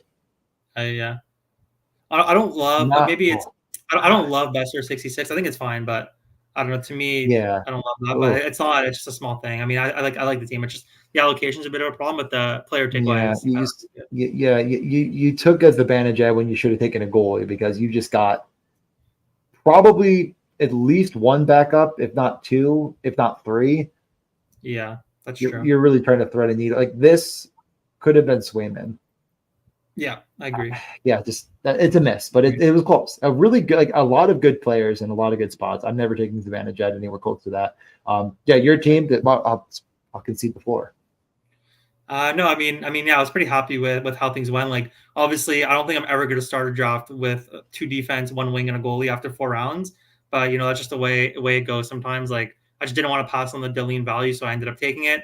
Then at that point, I was like, okay, trying to hammer in the wings with a detour for a goalie that I was, like I said before, want to get my goalies in, detour for my center one, but I just take the 4 wings. Yeah, Aiden Hill, I was happy to get that. I just think it's a good ADP value for my third goalie, raising my floor of my team. And then rest of the way, just trying to take guys who I think will climb in value, like players. I'm also just living a little with Harley and Stankoven, guys that are fun that I want to have exposure to. It's my second draft of the year, so happy to get them. Boone Jenner, I'm boring. I'm not proud of that one, but he'll contribute, I guess. But not pretty happy with how things went. Like my team, I got Gunther also, which I was really wanted to get. Yeah, so it was a fun one. Yeah, I'm happy with it. We'll see how I it feel turns like out. you should take a screenshot of 128 Aiden Hill and save it for like September and be like, Yeah, good remember call. Good when? call. Because that is this. I don't know. I mean, I had a couple of nice steals in there. That is the steal of the draft. Like, Paterka's going to be Thank you. kind of funny. 124. We're going to like giggle to each other a little bit, but like that's absolutely insane. Yeah. Yep. McCurds. I love the start. I mean, there's really these are Great like stuff. got the exact right guys in the exact right I'm time, not sure if and I then know like ever connected with McCurds, but like always see him in like the daily he's streets. yeah Like always have he's respect been for yeah him. Like he's a good player. yeah. I mean, it was just every pick at the start. I was like, crap. I somehow lost wing with Robertson and Brosternock. That's great. Love to see it. Stewart, Skinner, and Swayman. I think again, you had to go goalie at that point, and Yeah, you that was just great. missed on Vassy and Stewart. That is another one. I feel like the Vassy Stewart is probably this way, just because of how good Edmonton is. But it's tight. It's kind of similar to the Sorokin Demko debate. But yep, Agreed. Swayman. Yep, had to do it. Him versus Georgiev is also a little bit of a debate, but I'm fine with going either direction. Dobson and God, this team is just so good. Dobson, Hamilton, Tage. But Dougie was Brian, insane. whatever. You got Kadri. I kept wanting to take Kadri. This is a great Kadri. Kemper. That was the goalie that I was hoping to get for my third. good pick. Unfortunate. Marchenko, and honestly Cutter just buying a super high ceiling because you might as well with that wing core, but you still want to have some guys that could get there. Shifley to go with Connor, of course. Why not? And then Owen, league winner. Very fun. Owen's at league winners. Yeah, that's going to be a tough team to knock off. Next, For sure. I like, this is the other Badgeless Pro, and I just kept seeing the right things happen, though. Like Forsberg, I would have gone Panarin over Hyman. I don't hate it. Like, again, like if you're saying I'm taking, Reinhardt and Hyman are kind of similar to me, and I think I like them enough where they're going. It's freaking fly. Okay. It likes my light. But anyways, Ottinger and Markstrom makes sense. Braden Point. Maybe, I like Bedard and Crosby and definitely Pedersen more. But it's fine. Whatever. Raymond, great. Michkov, that's a little bit early for me. Like, that's if his ceiling this year, man, it is a bit of a drop off at this range. Like, you can start buying on guys. I just don't think I'm buying on him over Peterka or Sharangovich. Sure. Yeah. I don't know. It's really not that bad in retrospect. But I think, it wasn't Michkov's line's already out on like Sportsbooks, right? It's like 47 points. I could be wrong. Yeah. And then you have guys like Sharangovich who like put up 60 last year that are just trending upwards still in their prime. So I kind of agree with you. It's like it's kind of like the Mercer. It's like you're paying a lot for like what someone already is that you could just get that's already could trend up as well. So I kind of agree with you there. I haven't got Michkov once yet. I want to buy him, but I think I'm buying him after 12. Like, truly, I think this is the area that I'm just going to start, and we'll see where he goes. Stone, not really a buy for me, but at the end of the day, someone's going to have to play a lot of minutes in Vegas. If he's fully healthy, he's fine. Hintz, again, not positive on, but we were reaching quite a range at center that you've time to buy in a couple guys. Zegras, fine. Huberdeau, not taking him that early. I'm not going to be taking Burns. I don't mind Chikrin though that late. I'm fine with him as a last defenseman in. Definitely a lot of rates. Burns though I think is probably dead. Gostisbehere is going to take his power play role, and then Dustin Wolf. I said it, like, that's of all the goalies that were left, that's probably the guy I bite on personally, and there wasn't much. Last two, GA, I know everything's perfect, Yeah, and GA. except for the fact that he took 13 Minnesota Wild players, but all good. love it. I love that for him. Boldy, He obviously, said there great pick. was, yeah. I mean, what did he say? There eight games in the finals. So what if? Yeah, It's why also not? that's his team first day of the contest. Wild go Burr. That's fun. Yeah, it's going to come down to goaltending, and it's going to come down to, I guess, Swayman getting injured. Right. But it's a good team, and like Ukko-Pekka Luukkonen and Lindgren can definitely eat, but it's just enough. Stewie, again, really good drafter. Seen him in a lot of them. Continues to take a lot of really good value, and I think he did an interesting move though of going Nylander and then two elite centers with Hughes and Eichel to try to sort of, I guess, make sure he gets enough there. But got so many good wingers in Caulfield, Tippett, Busnevich, and Very Gaudreau. nice. Yeah. Gustafsson, again, a guy that I really like in this range. I think Gustafsson versus Aiden Hill is probably going to Hill still, though. So it's kind of like funny that you just forget about that one other guy, but everyone else is gone at that point. That's the guy for sure. Other than maybe Aiden Hill, who's so much further down the line. But Matheson, yeah. Montour, Theodore is still fine. Getting it with Suzuki. The one is just, I'm not sure if I'm taking Tom Wilson there yet. With Toffoli on the board, with Arvidsson on the board, Velarde on the board. That's probably the one pick I take back, and everything else is fine. Zetterlund I like a lot. Yeah, called that one up before. That's nice.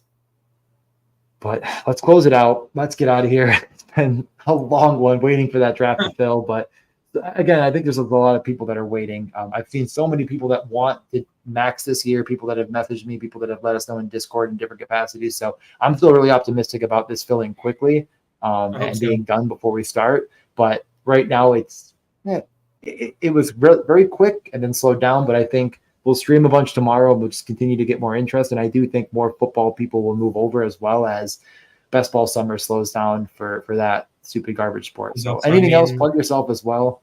No, I mean, yeah, you can follow me at Best Ball Noah. I agree with your last point that like as someone, like I really I drafted a lot of baseball. I drafted a lot of football Underdog. Like I know I have the Underdog drafting itch. Like I know what that is. And I just need people to like look at hockey. Like people just need to look at, like, once you just take a look at hockey and get into it, like the correlation, the stacking, the game theory, like I think it's a great amount of variance where if you're good research and good takes will get rewarded, but there's still enough luck to make it fun. Like phenomenal sport to watch, obviously. Like people just need to get on hockey. I'm gonna be pushing it. I love the much you push on Underdog. I'm always supporting what you do on Twitter to push hockey. I just want it to grow, and I think we're so early in the draft game space. Like it feels like, oh yeah, it's been a few years, but like grand scheme of things, 10 years, 15 years, like there's so much room to grow, and I just need people to look at hockey and love what you do for that. I'm going to try to do it myself too with the small influence I have. Do everything we can to get these games filled. Hopefully we fill them early. Hopefully we get some side contests. Absolutely can't wait. Like this has been a blast drafting with you tonight. Like can't wait to keep drafting. I've been itching for it, and it's scratching the itch. So I really appreciate you having me on, taking a chance on me. No, of course. I'm without my partner in crime for, like I said, I gotta start asking around. We got to get best puck summer going. And yeah, no, I mean, I do think it's sort of, and I've mentioned this to people at Underdog. It's like, how do you treat the sport? If you treat it like it doesn't matter, it's not going to matter. And that's why it's like, well, how can we do a second contest if this one we're worried about filling? Well, they fill every year. And if you treat the sport like it's important and that you need multiple contests, it's going to be important to people. Like football is important in America because it becomes the conversation, and hockey hasn't done that. It's very hard to do that. But if we just continue to allow it to not get there, and like, look at the WNBA this year, like if you like it or don't like it, everyone's talking about it because people made it important. Underdog's I making it. refuse to believe drafting WNBA is more fun than NHL. I'm saying for NBA too. I'm just saying because it's women's basketball. Like hockey is such a better sport to draft than basketball. Like objectively, if you just look at correlation, stacking, variance, all this stuff, like people just need to give it a chance. They can't even figure out how to do the contest correctly because it's not a game of skill for basketball. Like it's just like you're legitimately trying to pick this perfect luck storm that gets the perfect, like the team that wins is not the best drafter in basketball. It isn't going to happen. And like just because of how many players sit and whatnot. But I guess the conversation for a different time. I really, really want to continue that conversation of like making hockey as important as possible and supporting people that are doing that as well, because we just don't see a lot of it in America, especially. And it just always feels like this, like, just, I don't even know what the right like term is. It's like fantasy hockey doesn't even it's so out of the conversation out of the realm that like when you talk about like that's something I do on the side, people are like where? Like, what do you even mean? Like, Right, yeah, like, right. like Yeah, how totally. do you do that as as an additional hobby? Because that's like you just oh my god, this is the format. Like best ball, I Yeah, get it. Like it's fun for totally. football. I'm not arguing that. Like whatever, but like it was made for hockey. And the problem with I football really is it's agree. only 17 weeks. This was made. This structure is exact, and like that's why as soon as we got in on it, we're like we're all the way in on it. Like let's make the best product. Let's be the best at it because eventually, I believe it'll get there. Like more Me too. we need Ontario to open up. They have a Yeah, we need contest at Ontario. least. It's not Underdog, but like Yeah, that will get there, and like that's where I'm really excited about the future of like what fantasy hockey can mean, and like that's how you grow the sport. Like football is not what it is without fantasy football, 100%. and people need a reason to watch. And I know so many people that watch in my life because of betting and because of fantasy and for watching hockey and like I don't know. It all kind of comes together. So I'm excited that Underdog A was willing to work with everyone in the community. B wanted to get it out early and seems interested in maybe running more contests. But it definitely has to continue. The conversation has to continue. I don't want to be too annoying in everyone else's streams, but like it was really cool today that it got launched during the Badge Bros and like everyone was just hey like let's go hockey's back and like Awesome. I again missed that. like That's so that's cool. yeah, and I was like, exactly. Like everyone loves it, and like everyone wants it. So again, so I'm really excited. So thank you for jumping on, and thank you for being For a sure. part of the community as well, and keeping it going. So keep showing all the people in Quebec, and say Tabernac, right? When your shit gets taken, that's what they say up there, right? Exactly. Yeah, you got it. Perfect. Perfect. Okay. Anything else before we go? No, I'm good. Thanks again. This was a blast. Can't wait. More drafts. It's gonna be awesome. Everyone Yeah. keep drafting. Spread the word. Love it. All right. We'll do it again soon, and we'll talk soon. Morning Skate podcast from Matt, DJ, Doug, and Noah here. We'll see you soon.